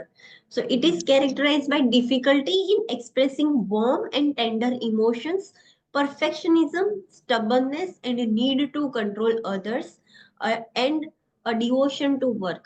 જે લોકોને ઓસીડી હોય એ લોકોની પર્સનાલિટી કેવી હોય આપણને ખબર છે કે ઓસીડી માં એ લોકો શું કરે ઓબ્સેશન્સ આવે અને એને કમ્પલ્સિવ બિહેવિયર કરે પણ એમની પર્સનાલિટી કેવી હોય એમના બિહેવિયર્સ ને કેવા હોય સો એ કેવું એમને એ વોર્મ અને ટેન્ડર ઇમોશન્સ એક્સપ્રેસ ના કરી શકે બીજાની તરફ આમ વોર્મલી કે એકદમ ટેન્ડરલી એ ઇમોશન્સ એક્સપ્રેસ ના કરી શકે એમને બધામાં પરફેક્શનિઝમ જોઈએ આમ બધું પરફેક્ટ જ જોઈએ એકદમ સ્ટબન હોય લાઈક આવી રીતે તો આવી રીતે જ થશે આમ સ્ટબન હોય જિદ્દી હોય and need to controls other એ લોકોને કેવું હોય કે એ લોકો બીજાને કંટ્રોલ કરે લાઈક એમને બીજાને કંટ્રોલ કરવાનું વધારે જોઈએ એ કંટ્રોલ કરવા માટે and a devotion to work એ જે બી વર્ક કરે ને એ પ્રોપર ડેડિકેશન આમ ડિવોશન થી કરશે આમ પ્રોપર એમ જ આઈને કરશે બીકોઝ એમને બધું જ પરફેક્ટ ગમે છે તો એમના કેરેક્ટરિસ્ટિક્સ કેવા હશે બિહેવિયરના રિગાર્ડિંગ તો perfectionist with unreasonably high expectation of self બધામાં પરફેક્શનિઝમ જોવા મળશે અને કોઈ બી રીઝન વગરનું હાઈ એક્સપેક્ટેશન કરશે પોતાની જાતને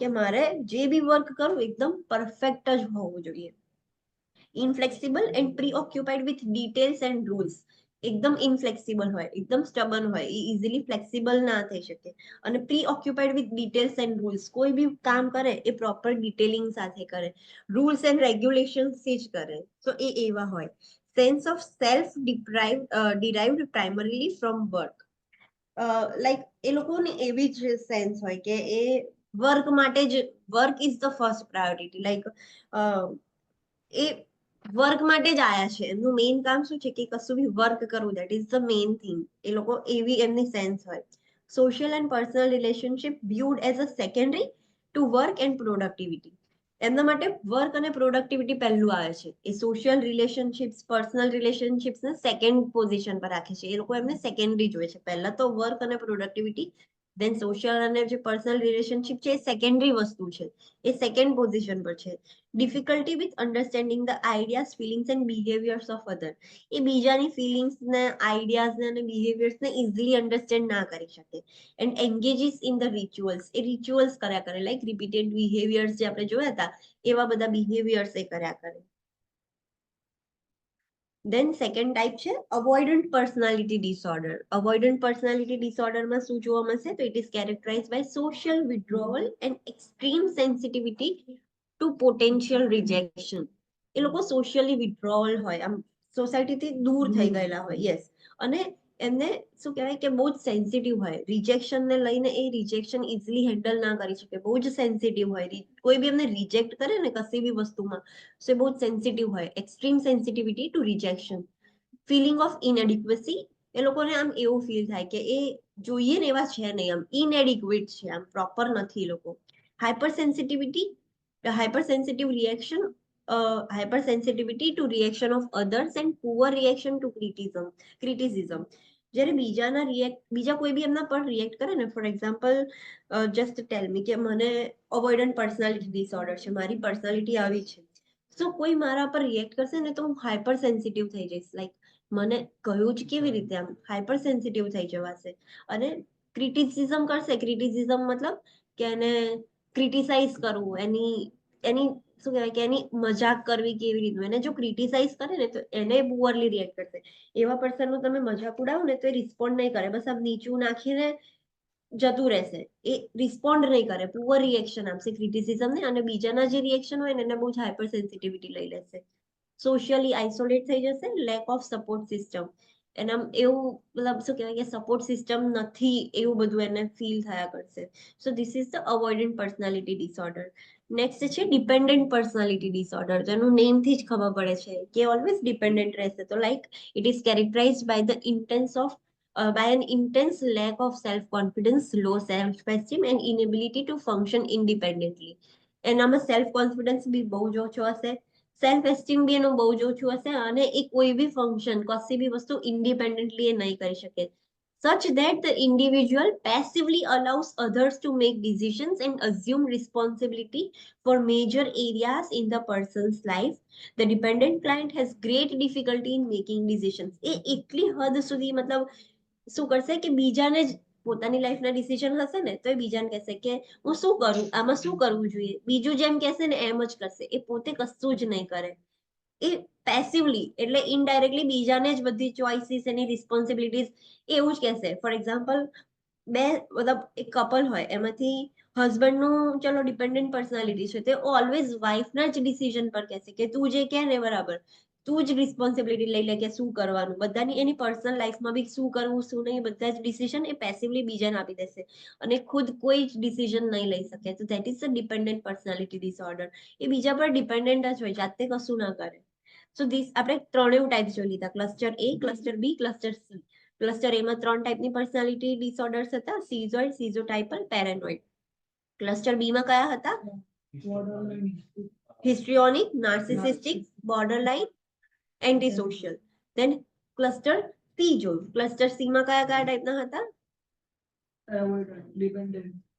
અને OCD, obsessive compulsive personality disorder. તો આખું આટલા પર્સનાલિટી ડિસઓર્ડર આપણે જોઈ લીધા. હવે જનરલ ઇન્ટરવેન્શન જોઈએ. કોઈ બી પર્સનાલિટી ડિસઓર્ડર જોયા આપણે, આટલા બધા ડિસઓર્ડર્સ જોયા, એમાંથી કોઈ પણ પર્સનાલિટી ડિસઓર્ડર હોય તો શું ઇન્ટરવેન્શન્સ લેવાના? જનરલ ઇન્ટરવેન્શન શું છે? So maintain safety against self destructive behaviour. કશું કેવું સેલ્ફ ડિસ્ટ્રક્ટિવ બિહેવિયર વાળી પર્સનાલિટી હોય તો સેફટી પહેલા મેન્ટેન કરવાની એમની. Ensure that the healthcare team is consistent with the information and response to the clients acting out behaviors. એટલું ensure કરી દેવાનું કે જે આખી હેલ્થકેર ટીમ છે, એટલે કે નર્સ, પીએચસીપી, બધાને ખબર હોય, ઇન્ફોર્મેશન હોય બધાની જોડે કે કોઈ આ પર્સન કેવી રીતે રિસ્પોન્ડ કરે છે અને એક્ટિંગ આઉટ બિહેવિયર કેવા છે, માથા પછાડે છે કે શું, તે લોકોને ખબર હોય, એમની જોડે ઇન્ફોર્મેશન હોય, એ અવેર હોય. સો એ વસ્તુ ખાસ એન્શ્યોર કરી દેવાની કે બધાની જોડે ઇન્ફોર્મેશન હોય કે આ કેવી રીતે રિસ્પોન્ડ કરે છે આ person. Allow the client to make choices and be as independent as possible. ક્લાયન્ટને અલાઉ કરવાનું કેવું કે તમારા ચોઇસીસ તમે ચૂઝ કરો, એમ જેટલું ઇન્ડિપેન્ડન્ટ રહે એટલું ઇન્ડિપેન્ડન્ટ બનાવવાનું ક્લાયન્ટને. Encourage the client to discuss feelings rather than act them out. ક્લાયન્ટને કહેવાનું કે તમારી જે ફિલિંગ્સ છે એ શેર કરો, એક્ટ ના કરશો. લાઈક તમને ગુસ્સો આવે છે તો માથા ના પછાડશો, વાળ બાળ ના ખેંચશો, અમને કહી દો, ડિસ્કસ કરો ફિલિંગ્સ ને, એક્ટ ના કરશો. Encourage the client to keep a journal to record daily feelings. ક્લાયન્ટને કહેવાનું કે એક ડાયરી જેવું, એક જર્નલ જેવું રાખવાનું કે તમને ડેલી ફિલિંગ્સ તમે લખી શકો કે આ ઇન્સિડન્ટ થયો તો મને આવું ફીલ થયું. તમે એ બધું લખશો ને તો તમારું એ બધું જે ગુસ્સો છે કે જે બી છે બધું વેન્ટ અપ થઈ જાય. Discuss expectations and responsibilities with the client. Client જોડે એક્સપેક્ટેશન્સ ડિસ્કસ કરવાની. ક્લાયન્ટને એવું કહેવાનું કે અમે એવું એક્સપેક્ટ કરીએ છીએ કે તમે આવી સિચ્યુએશનમાં આવી રીતે બિહેવ કરો. તમારી રિસ્પોન્સિબિલિટી છે કે સારી રીતે બિહેવ કરવું છે. એવી રીતે એક એક્સપેક્ટેશન અને રિસ્પોન્સિબિલિટી ક્લાયન્ટ જોડે ડિસ્કસ કરવાની. Discuss the consequences that will follow certain behaviours. Client જોડે કન્સિક્વન્સીસ બી ડિસ્કસ કરવાના કે તમે આ બિહેવિયર કરશો તો આવું થશે.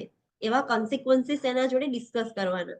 Inform the client that harm to self, others and property is unacceptable. ક્લાયન્ટને ઇન્ફોર્મ કરવાનું કે પોતાની સેલ્ફને પણ હાર્મ કરશો કે બીજાને પણ હાર્મ કરશો કે અહીંયા કોઈ પ્રોપર્ટીને બી તોડફોડ કરશો તો એ વસ્તુ અમે એક્સેપ્ટ નહીં કરીએ. આ બહુ જ અનએક્સેપ્ટેબલ છે. આ વસ્તુ અહીંયા ચલાવી લેવામાં નહીં આવે. Develop a return safety or behavioural contract with the client.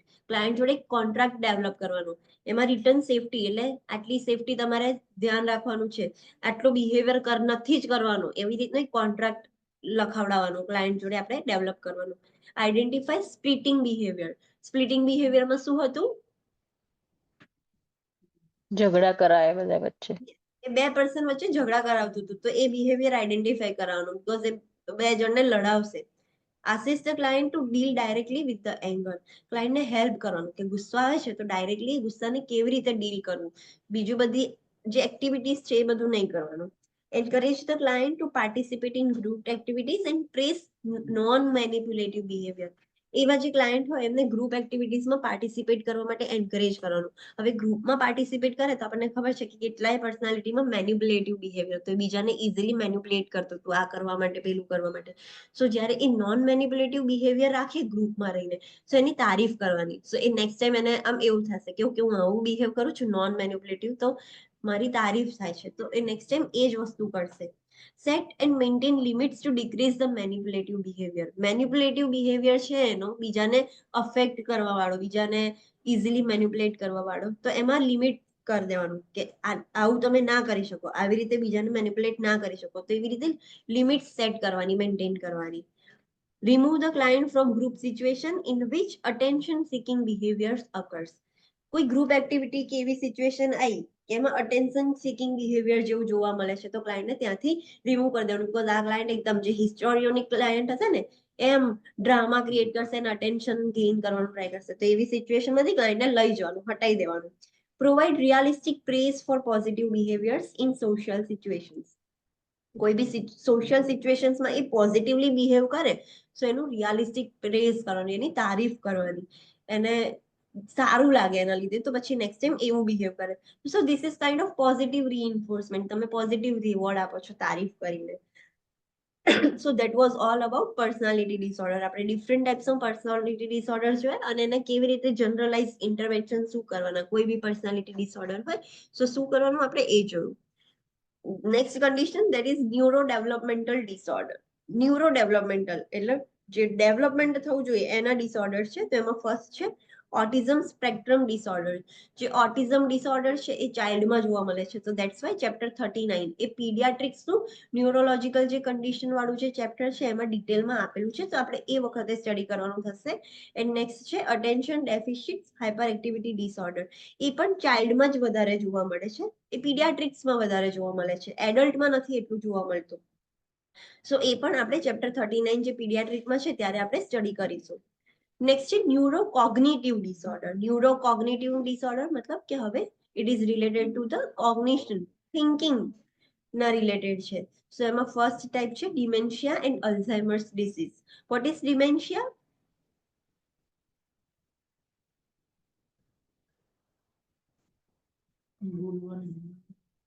Yes.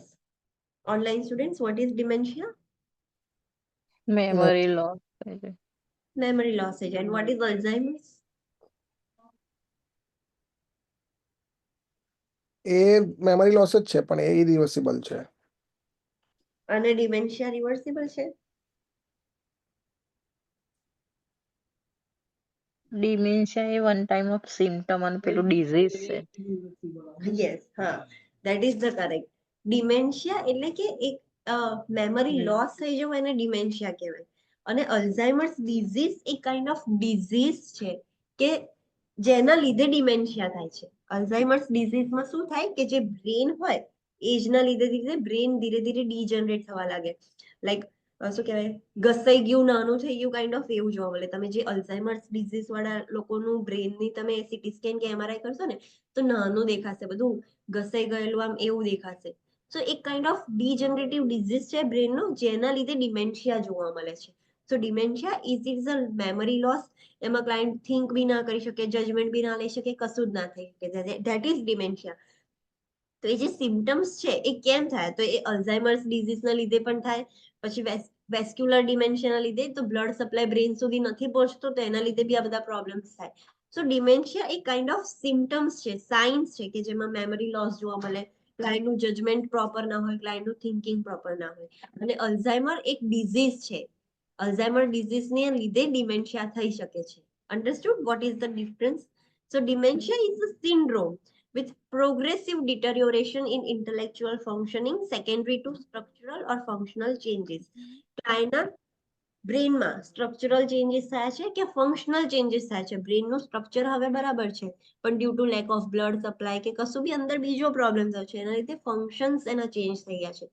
તો એના લીધે એ સ્ટ્રક્ચરલ અને ફંક્શનલ ચેન્જીસના લીધે જે ક્લાયન્ટ છે, જે પર્સન છે, એનું ઇન્ટેલેક્ચ્યુઅલ જે ફંક્શનિંગ થવું જોઈએ બ્રેનનું એ ઓછું થઈ ગયું છે અને ધીરે ધીરે પ્રોગ્રેસ જ કર્યા કરે. તો that is the dementia. Long term and short term memory loss occurs with impairment in judgment, abstract thinking, problem solving ability and behavior. Long term અને શોર્ટ ટર્મ મેમરી લોસ જોવા મળે છે ડિમેન્શિયામાં. પછી એમનું જજમેન્ટ બી ઇમ્પેર થઈ જશે, abstract thinking જે હોય એ પણ ઇમ્પેર થઈ જાય, પ્રોબ્લેમ સોલ્વિંગ એબિલિટી પણ ઇમ્પેર થઈ જશે અને એમનું બિહેવિયર પણ ઇમ્પેર થઈ જશે. Dementia result in self care deficits. જે બી ક્લાયન્ટને ડિમેન્શિયા હશે કે જેમાં મેમરી લોસ, જજમેન્ટ, થિંકિંગ બધું જ લોસ થઈ જશે, તો એ લોકો સેલ્ફ કેર ડેફિસિટ્સ એમનામાં થઈ જશે. એ પોતાની કેર બહુ નહીં કરે. Dementia like symptoms can be result of physiological conditions and such conditions must be ruled out initially. Dementia ના જે symptoms છે એ ફિઝિયોલોજીકલ કન્ડિશન્સના લીધે પણ થઈ શકે છે અને આવી કન્ડિશન્સ પહેલા રૂલ આઉટ કરવાની. જેમ કે મેં બહુ બેઝિક આપ્યું, વેસ્ક્યુલર ડિમેન્શિયા. કશું એવું વેસ્ક્યુલર પ્રોબ્લેમ થયું છે કે બ્રેનને પ્રોપર બ્લડ સપ્લાય નથી મળતું, તો બ્રેન ફંક્શન નહીં કરી શકે, ફંક્શનલ ચેન્જીસ થઈ જશે, તો એના લીધે ડિમેન્શિયા થાય ને. સો એવા કોઈ ફિઝિયોલોજીકલ કન્ડિશન હોય, ક્લાયન્ટ અંદર કશી ટ્યુમર છે કે એની હાઉ કશું ફિઝિયોલોજીકલ કન્ડિશનના લીધે ડિમેન્શિયા થાય, તો એવી કન્ડિશન્સ પહેલા રૂલ આઉટ કરવાની. The most common type of dementia is Alzheimer's disease. ડિમેન્શિયામાં વધારે મેઇન કોમન ડિમેન્શિયા શેના લીધે થાય છે? તો અલ્ઝાઇમર્સ ડિઝીઝના લીધે ડિમેન્શિયા વધારે જોવા મળે છે. So we will see Alzheimer's disease. Alzheimer's disease શું છે? તો what is Alzheimer's disease? Let's see first the box, that is 66.16. Alzheimer's ડિઝીઝમાં જે બી ક્લાયન્ટને અલ્ઝાઇમર્સ હોય, મેં જેમ કીધું અલ્ઝાઇમર્સમાં શું થાય કે બ્રેન જે છે એનું સાઇઝ, બ્રેન ધીરે ધીરે ડીજનરેટ થઈ ગયું છે, એના જે સેલ્સ છે, ન્યુરોન્સ એ બધું ધીરે ધીરે ડીજનરેટ થઈ ગયું છે, એટલે એની સાઇઝ ને બધું નાનું થઈ જશે, ઘસાઈ ગયું હોય કાઇન્ડ ઓફ એવું તમને સીટી સ્કેનમાં તમને જોવા મળશે. તમે કોઈ બી ક્લાયન્ટ અલ્ઝાઇમર્સ વાળા પેશન્ટનું જોયું હોય તો તમને ખબર હશે, તમે ઇઝીલી ડિફરન્શિએટ કરી શકો. આમ આખું જે બ્રેનનું જે બલ્ક હોય એ જ રિડ્યુસ થઈ ગયું હોય. સો અલ્ઝાઇમર ડિસીઝમાં શું શું જોવા મળે છે આપણને? તો એગ્નોશિયા જોવા મળે છે. What is એગ્નોશિયા?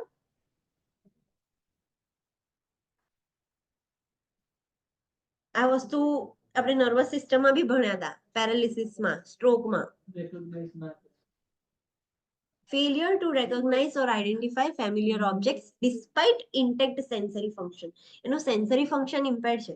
ફોર એક્ઝામ્પલ, તમે ક્લાયન્ટને આવી રીતે બતાવો, ફોર એક્ઝામ્પલ ક્લાયન્ટને અલ્ઝાઇમર્સ ડિઝીઝ છે એન્ડ યુ શો ધીસ કે વોટ ઇઝ ધીસ, તો ક્લાયન્ટને યાદ જ નહીં આવે કે this is bottle. A identify ના કરી શકે, એ જોવે છે બધું જ, એને દેખાય છે કે આ બોટલ છે બધું, પણ ક્લાયન્ટ વિલ સે મને યાદ નથી આવતું કે આને બોટલ કહેવાય. ઇગ્નોશિયા વાળા person literally, I have seen one client કે એકચ્યુઅલીમાં આટલી હદ સુધી ઇગ્નોશિયા થઈ જાય, એ સ્ટ્રોકમાં પણ જોવા મળે છે. વી હેવ સીન, યાદ છે સ્ટ્રોકમાં? યસ. સો તમે એમને કશું બતાવો જ્યારે when I was doing my internship in my final year ત્યારે એક પેશન્ટ આવ્યું હતું, ઓલ્ડ એજ પેશન્ટ, સ્ટ્રોક વાળું પેશન્ટ આવ્યું હતું. તો જે ન્યુરોસર્જન હતા એનું અસેસમેન્ટ કરતા હતા. તો ફર્સ્ટ એમને છે ને પેન બતાવી, એમને કીધું કે વોટ ઇઝ ધીસ. તો ક્લાયન્ટ એવું કહેતું હતું કે મને યાદ નથી આવતું, લાઈક અહીં સુધી છે બોલાતું નથી. ક્લાયન્ટ આઈડેન્ટિફાઈ નતું કરી શકતું કે ધીસ ઇઝ પેન. પછી ક્લાયન્ટને કીધું કે આને પેન કહેવાય. તો કે હા યાદ આવ્યું. સેકન્ડ સરે મોબાઈલ બતાવ્યો કે આને શું કહેવાય. સો એ પણ એ આઈડેન્ટિફાઈ નતા કરી શકતા કે આ મોબાઈલ છે. દેન એ ક્લાયન્ટને હું સીટી સ્કેન માટે એમઆરઆઈ માટે લઈ ગયા અમે લોકો. સો એમઆરઆઈ માં વેઇટ કરવાનું હતું. તો ક્લાયન્ટને વોશરૂમ જવું હતું, પણ ક્લાયન્ટ એ વોશરૂમ જવું છે એવું બોલવાનું એ જેને એક એને શું કહેવાય એ જ નથી ખબર પડતી. તો એટલી હદ સુધી એ ક્લાયન્ટને એગ્નોશિયા જોવા મળે. એ રેકોગ્નાઇઝ ના કરી શકે. જે ફેમિલિયર ઓબ્જેક્ટ છે એ ડેલી યુઝ કરતા હોય, સ્ટીલ એ લોકો રેકોગ્નાઇઝ ના કરી શકે. Amnesia means loss of memory, એટલે કે એને એમનેશિયા કહેવાય. પણ કેમ થયું છે loss of memory? By the brain degeneration. Alzheimer's ડિઝીઝમાં બ્રેઇન ડીજનરેટ થાય છે, નાનું થઈ જાય છે એનું બલ્બ. સો એના લીધે લોસ ઓફ મેમરી થયું છે. Aphasia means difficulty in speaking, language disturbances છે. So language disturbance in understanding and expressing spoken words. એ અન્ડરસ્ટેન્ડ બી ના કરી શકે અને એક્સપ્રેસ બી ના કરી શકે. તો એમાં જોવા મળશે. તો એને આપણે એફેઝિયા કહીએ છીએ. એન્ડ એપ્રેક્સિયા મીન્સ યસ ઇમ્બેલેન્સ જોવા મળશે. ક્લાયન્ટનું મોટર સિસ્ટમ છે, એ બધી મૂવમેન્ટ્સ છે એ પ્રોપરલી નથી કરી શકતું. Inability to perform motor activities despite intact motor function. એવું નથી કે એનું મોટર ફંક્શન ઇમ્પેર થયું છે. એનું જે મોટર નર્વ્સ છે, આપણા બ્રેઇનમાંથી સેન્સરી નર્વ્સ ને મોટર નર્વ્સ જતા હોય, તો એનું મોટર ફંક્શન છે ઇમ્પેર્ડ છે, બટ સ્ટીલ બ્રેઇનમાં પ્રોબ્લેમ થયું છે. એટલે એનું મોટર એક્ટિવિટીઝ ઇનેબલ થઈ ગઈ છે, પ્રોપરલી પરફોર્મ નથી કરી શકતું. દરેક વર્ડના મીનિંગ ખબર પડી ગઈ? Yes. Okay. So let's see about Alzheimer's disease. So Alzheimer's disease is an irreversible form of senile dementia caused by nerve cells deterioration. જે અલ્ઝાઇમર્સ ડિઝીઝ છે એ ઇરિવર્સિબલ છે, એક વખત થઈ જાય તો થઈ જાય. It is a form of senile dementia. What is senile? આપણે સેનાઇલ ક્યાં જોયું હતું? કેટેરેક્ટમાં જોયું હતું. ટાઇપ્સ યાદ છે ઓલ્ડ સ્ટુડન્ટ્સ? Yes, progressive.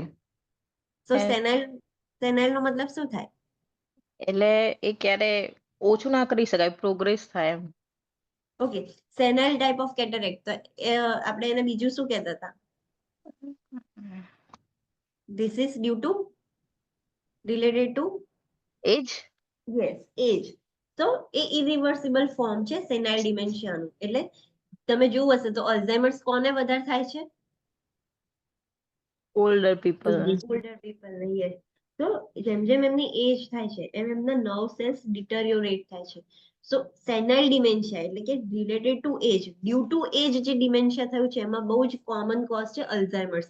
અને એ ઇરિવર્સિબલ છે. એક વખત થઈ ગયું છે તો એ આગળ જ વધ્યા કરશે. એને તમે પાછું ક્યોર ના કરી શકો. એ બ્રેન એક વખત જેટલું જે ડિટરિયોરેટ થઈ ગયું છે એને તમે પાછું ના લાવી શકો. Individuals with Alzheimer's disease experience cognitive deterioration and progressive loss of ability to carry out activities of daily living. જે અલ્ઝાઇમર્સ વાળા જે પેશન્ટ હોય એમનું ધીરે ધીરે કોગ્નિટિવ ડિટરિયોરેશન સ્ટાર્ટ થઈ જશે. ધીરે ધીરે કોગ્નિટિવ ડિટરિયોરેટ થયું છે એવું એક્સપિરિયન્સ કરશે અને એટલી હદ સુધી ધીરે ધીરે પ્રોગ્રેસ થઈ જશે કે એમની ડેલી લિવિંગની એક્ટિવિટી પણ એ કેરી આઉટ ના કરી શકે. Let me give you one example. એક મૂવી છે,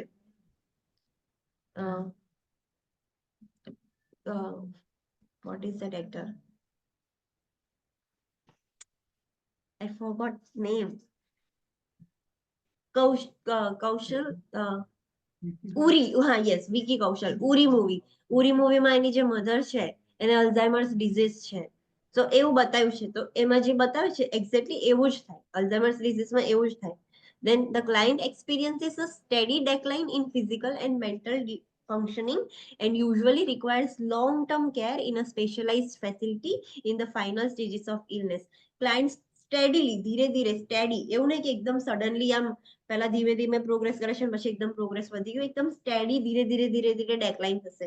એના ફિઝિકલ ફંક્શન્સ બી ડેક્લાઇન થઈ જશે બીકોઝ મોટર એક્ટિવિટી એ પ્રેક્ષા જોવા મળે છે. મેન્ટલ ફંક્શનિંગ બી ધીરે ધીરે ઓછું થઈ જશે.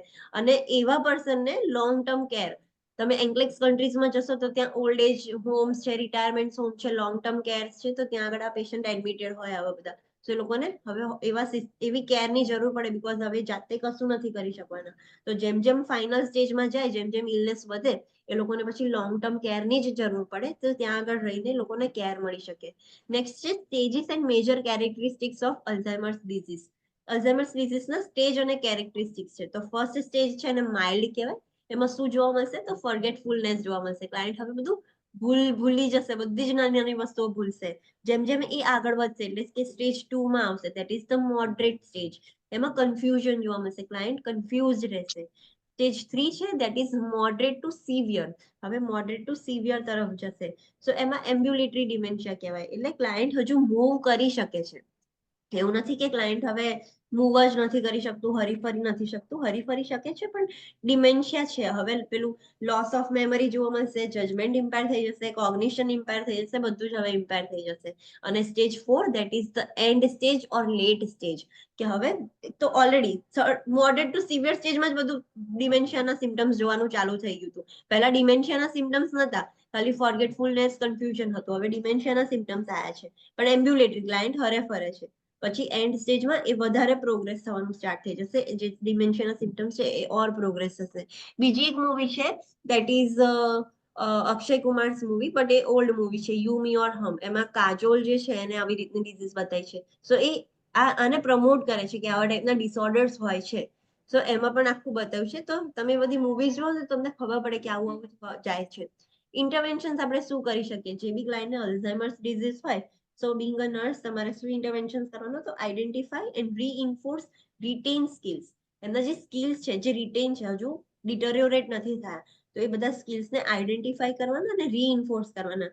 એ ક્લાયન્ટને એન્કરેજ કરવાનું કે સ્કિલ્સ યુઝ કર્યા કરે, ચાલુ કર્યા કરે, રાખે જ કન્ટિન્યુમાં, બીકોઝ હજુ બી રિટેન છે, બગડ્યા નથી.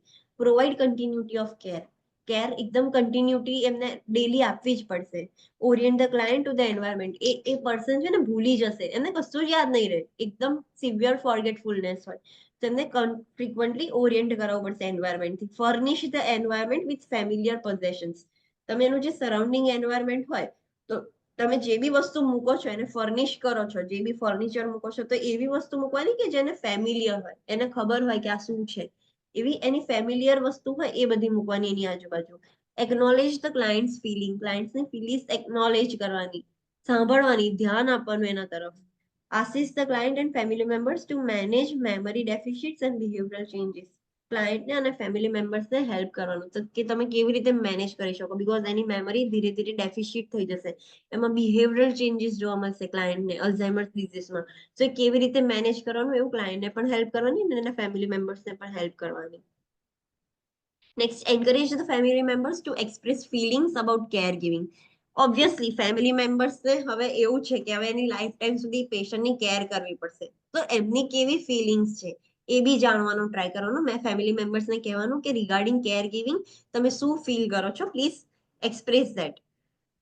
Provide the care giver with support and identify the resources and support groups available. જે બી કેર ગીવર છે, લાઈક એના ફેમિલી મેમ્બર્સમાં જે બી એની કેર કરે છે પેશન્ટની, તો એમને બી સપોર્ટ આપવાનું અને એમને કહેવાનું કે બીજા આટલા રિસોર્સિસ છે, સપોર્ટ ગ્રુપ્સ છે, અવેલેબલ છે બહાર, તમે એમની હેલ્પ લઈ શકો છો, તમે જે બી તમને હેલ્પ જોઈશે એ કરશે એ લોકો. Monitor the client's activities of daily living. ક્લાયન્ટની ડેલી લિવિંગ એક્ટિવિટી મોનિટર કરવાની, બીકોઝ એ બી ધીરે ધીરે ઓછી થઈ જશે. Remind the client how to perform self care activities. ક્લાયન્ટને તમારે યાદ કરાવવું પડશે કે સેલ્ફ કેર એક્ટિવિટીઝ કેવી રીતે કરવાની, નહાવાનું ક્યારે, બ્રશ કરવાનું તો બ્રશ કેવી રીતે કરવાનું, બધું જ રિમાઇન્ડ કરાવવું પડશે. સેલ્ફ કેર એક્ટિવિટીઝ બધી. Help the client to maintain independence. જ્યાં સુધી ક્લાયન્ટ ઇન્ડિપેન્ડન્ટલી કરી શકતું હોય તો એનું ઇન્ડિપેન્ડન્સ મેન્ટેન કરવાનું. કમ્પ્લીટલી પહેલેથી જ એને ડિપેન્ડન્ટ નહીં બનાવી દેવાનું. Provide the client with consistent routines. ક્લાયન્ટને કન્સિસ્ટન્ટ રૂટીન આપવાના, ડેલી એક જ રૂટીન, લાઈક સવારે 8 વાગે ઉઠીને પહેલા બ્રશ કરવાનું, તો પછી નહાવાનું, પછી બ્રેકફાસ્ટ કરવાનું, તો એ મેન્ટેન રાખવાનું. એવું નહીં કે આજે પહેલા બ્રશ કર્યો, પછી બ્રેકફાસ્ટ કર્યો, પછી નાયા, એવું નહીં કરવાનું. એક તો ક્લાયન્ટ ઓલરેડી ભૂલી જાય છે, એની જે ડેલી લિવિંગ એક્ટિવિટીઝ છે, તો એક કન્સિસ્ટન્સી મેન્ટેન રાખવાની. Provide the client with exercise such as walking with an escort. ક્લાયન્ટને એક્સરસાઇઝ કરાવવાનું, વોકિંગ કરાવવાનું, પણ કેવી રીતે વોકિંગ કરાવવાનું? જોડે કોઈ જ જવાનું, નર્સ છે કે કોઈ બી છે. ક્લાયન્ટને એકલું વોક કરવા નહીં મોકલવાનું, નહીં તો ઘરે પાછો આવવાનો રસ્તો ક્લાયન્ટ ભૂલી ગયું હશે. તો ક્લાયન્ટને એક્સરસાઇઝ કરાવવાની, વોકિંગ, પણ જોડે કોઈને મોકલવાનું. Avoid activities that tax the memory. એવી કોઈ એક્ટિવિટી નહીં કરાવવાની કે જેના લીધે મેમરી પર જોર પડે, એવું કશું જ નહીં કરવાનું. Allow the client plenty of time to complete a task. કોઈ ટાસ્ક કમ્પ્લીટ કરવા આપ્યું છે તમે, તો ક્લાયન્ટને ટાઈમ આપો એ ટાસ્ક કમ્પ્લીટ કરવા માટે. ઉતાવળ ના કરશો, એને પ્રોપર ટાઈમ આપો. Use constant encouragement with the client with a simple step by step approach. Constant encourage કરવાનું ક્લાયન્ટને. કશું બી તમે ટાસ્ક આપો છો તો સિમ્પલ ટાસ્ક આપવાનું, સ્ટેપ બાય સ્ટેપ. એક પત્યું પછી બીજું આપો, એવી રીતે ક્લાયન્ટને આપવાનું અને કોન્સ્ટન્ટલી એન્કરેજ કરવાનું. You can do this, try this, એવી રીતે ક્લાયન્ટને એન્કરેજ કરવાનું. Provide the client with activities that distract and occupy time such as listening to music, colouring and watching television. હવે ક્લાયન્ટને તમારે એવી બધી એક્ટિવિટીઝ આપવાની કે એનો ટાઈમ જઈ શકે, ટાઈમ પાસ થઈ શકે. સો તમે એવું કહી શકો છો કે મ્યુઝિક સાંભળો, કલરિંગ કરો, ટીવી જુઓ, એવી બધી એક્ટિવિટીઝ કરાવવાની. Provide the client with mental stimulation with simple games or activities. Brain storming activity કરાવવાની. આપણને ખબર છે કે બ્રેઇન સ્ટોર્મિંગ લાઈક આપણે પેલી બધી વસ્તુ કરીએ, ટંગ ટ્વિસ્ટર્સ, ટંગ ટ્વિસ્ટર્સ નો યુઝ કરીએ તો એ બ્રેઇન સ્ટોર્મિંગમાં આવે. તો ક્લાયન્ટની બી mental stimulation, brain storming activities કરવાની. પણ એટલું બધું એનું કેપેબલ નથી બ્રેઇન. સો સિમ્પલ ગેમ્સ કે એવી બધી એક્ટિવિટીઝ કરવાની કે જેનાથી એનું મેન્ટલ સ્ટિમ્યુલેશન થાય. જેટલું છે એ વધારે સારું બને. દેન વેન્ડરિંગ. વેન્ડરિંગ મીન્સ યસ, જે અલ્ઝાઇમર્સ વાળા ક્લાયન્ટ હશે ને, જ્યાં ત્યાં નીકળી જશે, ફરશે. સો એમનામાં વેન્ડરિંગ જોવા મળે. તો વેન્ડરિંગ જોવા મળે તો તમારે શું ઇન્ટરવેન્શન કરવાના? આપણે બધા ઇન્ટરવેન્શન્સ જ જોઈએ છે, પણ પેલા જનરલ ઇન્ટરવેન્શન્સ જોયા, હવે વેન્ડરિંગમાં જો શું ઇન્ટરવેન્શન્સ કરીશું. વેન્ડરિંગ એટલે જ્યાં ત્યાં ફરશે એ ક્લાયન્ટ, એમને ભટકશે. So provide the client with a safe environment free of clutter and hazardous items. એ ઘરમાં પણ ફર્યા કરશે, જેમ એમને ફર્યા કરશે. તો ક્લાયન્ટને સેફ એન્વાયરમેન્ટ આડવાનું. જે ઘર છે એમાં બધું ક્લટર, નીચે બધું જ્યાં ત્યાં પડેલું હોય એવું નહીં રાખવાનું. કોઈ હેઝાર્ડસ આઇટમ હોય કે ક્લાયન્ટ ફરતા ફરતા વાગી જાય, એવું કશું જ નહીં રાખવાનું. Provide safe ambulation including mobility aids and comfortable and well fitting shoes. Client ફરે છે, સો સેફ એમ્બ્યુલેશન થવું જોઈએ. જેનું વોકિંગ છે એ સેફ હોવું જોઈએ. લાઈક મોબિલિટી એડ્સ યુઝ કરવાના, ક્લાયન્ટ પડી ના જાય, બીકોઝ એનું મોટર ફંક્શન ઇનએબલ થઈ ગયું છે, ઇમ્પેર થઈ ગયું છે. તો મોબિલિટી એડ્સ લાઈક ક્રચીસ છે, વોકર્સ છે, એવું બધું આપવાનું જે બી નેસેસરી હોય એ. અને પ્રોપર શૂઝ આલવાના, વેલ ફિટિંગ શૂઝ. મોટા નાના હશે તો પણ ક્લાયન્ટ પ્રોપર ચાલી નહીં શકે. Provide close and frequent supervision. Close સુપરવિઝનમાં રાખવાનું. તમારું સહેજ ધ્યાન ભટકશે અને ક્લાયન્ટ ઘરની બહાર નીકળી જશે તો ક્લાયન્ટને શોધવું મુશ્કેલ થઈ જશે, બીકોઝ એને તો ઘરનો રસ્તો યાદ જ નથી. સો ક્લોઝ ફ્રીક્વન્ટ સુપરવિઝન રાખવાનું. Close and secure doors. દરવાજા બધા બંધ રાખવાના. ઘરની અંદર ભલે ફર્યા કરે, ઘરની બહાર ના જતું રહે. કાં તો તમારા મતલબ લોંગ ટર્મ કેરમાં છે કે હોસ્પિટલમાં છે તો ડોર્સ એવું ક્લોઝ રાખવાનું. Use identification bracelets and electronic surveillance. Identification bracelets તો ક્યાંક ફરતું ફરતું બીજા વોર્ડમાં કે ક્યાં જતું રહે તો ખબર પડે. આઈડેન્ટિફિકેશન બ્રેસલેટ્સ. અને ઇલેક્ટ્રોનિક સર્વેલિયન્સ. ઇલેક્ટ્રોનિક સર્વેલિયન્સ એટલે ઉરીમાં બતાવે છે કે એ ખોવાઈ જાય છે. સો એ જે યામી ગૌતમ હોય છે એ કેવી રીતે એને ફાઇન્ડ આઉટ કરે છે? બીકોઝ એને એક જીપીએસ ટ્રેકર લગાવ્યું હોય છે, ઇલેક્ટ્રોનિક સર્વેલિયન્સ, જેનાથી ખબર પડે કે આ ક્લાયન્ટ અહીંયા છે. સો એ બધું તમે યુઝ કરી શકો છો. Encourage rest periods in afternoon because wandering worsens at night. Rest periods બપોરમાં લેવાનું કહેવાનું, બીકોઝ રાત્રે છે ને વેન્ડરિંગ બહુ વધી જાય. રાત્રે ક્લાયન્ટ બહુ ફર કરે, એમને ઘરમાં આટા માર્યા કરે, જો દરવાજો ખુલ્લો હોય તો બહાર જતું રહે. તો રાત્રે જે વેન્ડરિંગ છે બહુ જ વધી જાય, બહુ જ ખરાબ થઈ જાય. પ્રોવાઈડ રેગ્યુલર સુપરવાઇઝ એક્સરસાઇઝ ઓર વોકિંગ પ્રોગ્રામ્સ. રેગ્યુલર એક્સરસાઇઝ કરાવવાની, વોકિંગ પ્રોગ્રામ્સ કરાવવાના, બટ જોડે કોઈએ રહેવાનું, ઓબ્ઝર્વેશનમાં રાખવાનું. એમને ક્લાયન્ટને છૂટું ના મૂકી દેવાય. Sundown syndrome. What is sundown syndrome? એને સનડાઉનિંગ પણ કહેવાય છે. તો આ વર્ડ તમારી માટે અલગ છે, જે અલ્ઝાઇમર્સમાં જોવા મળે છે. તો એમાં શું થાય? It is characterise by a pronounced increase in the symptoms and problem behaviours in the evening. Sundown થાય, સનસેટ થાય એટલે જેના પ્રોબ્લેમ્સ છે એના સિમ્ટમ્સ વધી જાય, એટલે કે ઇવનિંગમાં એ બધા સિમ્ટમ્સ છે બહુ જ પ્રોનાઉન્સ થઈ જાય, બહુ વધેલા જોવા મળે છે. એને સનડાઉન સિન્ડ્રોમ કહેવાય, જે અલ્ઝાઇમર્સ ડિઝીઝમાં જોવા મળે છે. The important point that we have to remember is providing a safe environment is a priority in the care of client with Alzheimer's disease. Alzheimer's disease માં safe environment provide કરવું એ આપણી priority છે. So we have to remember this point. Next છે communication disorders. હવે અલ્ઝાઇમર્સમાં communication disorders થયા હોય, સો Bing a nurse તમારે શું ઇન્ટરવેન્શન્સ લેવાના? સો ડિસઓર્ડર્સ ઇન્ક્લુડ લેંગ્વેજ ડિસઓર્ડર, જે આપણે લેંગ્વેજ ડિસઓર્ડર્સ જોયા તો એક્સપ્રેશનમાં પ્રોબ્લેમ થાય, રિસીવ સાંભળવામાં પ્રોબ્લેમ થાય એવા કોઈ ડિસઓર્ડર્સ હોય. સ્પીચ સાઉન્ડ ડિસઓર્ડર એને ફોનોલોજીકલ ડિસઓર્ડર્સ કહેવાય. સાઉન્ડમાં, બોલવામાં ને એમાં નહીં, એનો જે સાઉન્ડ છે, પીચ જે છે એમાં પ્રોબ્લેમ છે, સ્પીચના સાઉન્ડમાં, તો એને ફોનોલોજીકલ ડિસઓર્ડર કહેવાય. Childhood onset fluency disorder. Childhood onset fluency disorder એટલે કે એક્ઝામ્પલ આપ્યું છે સ્ટટરિંગ ડિસઓર્ડર. સ્ટટરિંગ ડિસઓર્ડર મીન્સ તમને બધાને ખબર છે પણ આઈડેન્ટિફાય નહીં હોય કે આને સ્ટટરિંગ ડિસઓર્ડર કહેવાય. પોતળું બોલે. નો.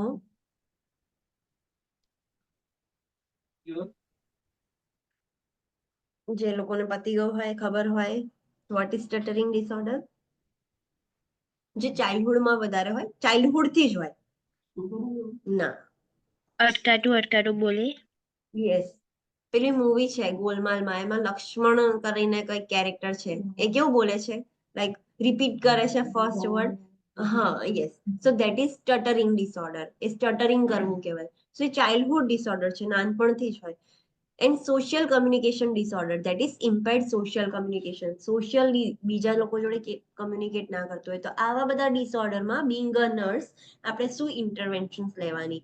સો adapt to communication levels of the client. ક્લાયન્ટનું કમ્યુનિકેશન લેવલ કેવું છે એને એડેપ્ટ કરવાનું. ક્લાયન્ટને સાંભળવામાં, બોલવામાં તકલીફ છે ને એવું, અને તમે આમ હાઈફાઈ એવા બધા વર્ડ્સ બોલો તો એવું ના કરે. ક્લાયન્ટનું કમ્યુનિકેશન લેવલ કેવું છે એના અકોર્ડિંગ આપણે એડેપ્ટ થવું પડે, એના અકોર્ડિંગ કન્વર્ઝેશન કરવાનું. Pay attention to the non verbal cues. ક્લાયન્ટને બોલવામાં ને એમાં તકલીફ થાય છે તો એના જે નોન વર્બલ ક્યુઝ છે એના ઉપર અટેન્શન આપવાનું, તો એના પરથી તમને આઈડેન્ટિફાય થાય કે ક્લાયન્ટને શું કરવું છે. જેમ મેં કીધું કે મારી જોડે એક્સપિરિયન્સ હોય તો ક્લાયન્ટને વોશરૂમ જવું હતું, એ બોલી નતું શકતું, પણ એના નોન વર્બલ ક્યુઝ હતા એના પરથી આઈડેન્ટિફાય થયું કે એને વોશરૂમ જવું છે, કશું related to that. So non verbal cues પર અટેન્શન આપવાનું. Use a firm volume and low pitched voice to communicate. એકદમ ફર્મ વોલ્યુમ રાખવાનું, બહુ લાઉડલી નહીં ને બહુ એવી રીતનું બી નહીં, અને લો પીચ વોઇસમાં કમ્યુનિકેટ કરવાનું, બહુ હાઈ પીચમાં નહીં. હાઈ પીચ કેવું હોય, કાન ફાટી જાય ને આમ, એકદમ અમુક લોકોનો હાઈ પીચ સાઉન્ડ હોય, બહુ આમ પતલું બોલે, ચીસો પાડતું હોય ને એવું લાગે. સો હાઈ પીચ સાઉન્ડ ને લો પીચ સાઉન્ડ રાખવાનું. Stand directly in front of the client and maintain eye contact. એવા ક્લાયન્ટ જોડે કમ્યુનિકેટ કરવું હોય તો એની સામે ઊભા રહીને વાત કરવાની, આઈ કોન્ટેક્ટ મેન્ટેન કરીને. Give ample time for the client to respond. ક્લાયન્ટને ટાઈમ આપવાનો. તમે કમ્યુનિકેટ કર્યું, ચલો ક્વેશ્ચન પૂછ્યું, તો ક્લાયન્ટને રિસ્પોન્ડ કરવા માટે ટાઈમ આપો. બીકોઝ ક્લાયન્ટ સમજશે, રિસીવ કરવામાં બી પ્રોબ્લેમ થાય છે, પછી ક્લાયન્ટ રિસ્પોન્ડ કરશે. Use a calm and reassuring voice. Do not speak loudly unless the client is hearing impaired. એકદમ કામ અને રીઅશ્યોરિંગ વોઇસ આપવાનું, અને બહુ લાઉડલી નહીં બોલવાનું. હા, જો ક્લાયન્ટ અગર બહેરું હોય તો તમે બોલો તો દેટ ઇઝ ડિફરન્ટ થિંગ, બાકી લાઉડલી બૂમો પાડીને નહીં બોલવાનું. Use pantomime gestures if the client is unable to understand the spoken words. Pantomime gestures એટલે ક્લાયન્ટ બહેરું હોય તો કેવી રીતે કમ્યુનિકેટ કરે, હેન્ડ્સનો યુઝ કરીને, that is the pantomime gestures. તો એનો યુઝ કરવાનો. જો તમે બોલો છો એ સમજી નથી શકતો તો તમે હેન્ડના જેસ્ચર્સથી સમજાઈ શકો છો.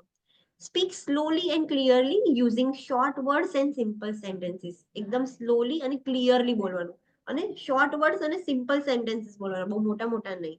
Ask one question at a time and give one direction at a time. તમારે બધું બહુ પૂછવું હોય તો એક ક્વેશ્ચન એક ટાઈમ પર, પછી એનો આન્સર આપે, પછી બીજો ક્વેશ્ચન પૂછો. એક સાથે ના પૂછશો કે કાલે ડિનરમાં શું જમ્યા હતા, પછી શું કર્યું તું ને શું, એક સાથે આખું ક્વેશ્ચન ફ્રેમ નહીં કરી દેવાનું. અને ડાયરેક્શન બી એક ટાઈમ પર.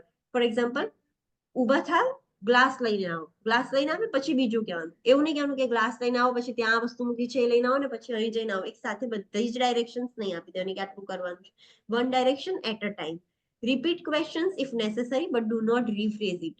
અગર જરૂર પડે તો ક્વેશ્ચન તમારો રિપીટ કરો, એને રિફ્રેઝ ના કરી દેશો. ફોર એક્ઝામ્પલ, હું ક્લાયન્ટને એવું પૂછું કે તમે ડિનરમાં શું જમ્યા હતા, ક્લાયન્ટ મને રિપીટ કરવાનું કે, સો પછી મારે એને રિફ્રેઝ નહીં કરી દેવાનું કે રાત્રે ગઈકાલે જમવામાં શું લીધું તો એવું રિફ્રેશ નહીં કરી દેવાનું. હું જે બોલી હતી એનું એ જ ફરીથી રિપીટ કરવાનું. સો રિફ્રેશ નહીં કરવાનું, રિપીટ કરવાનું.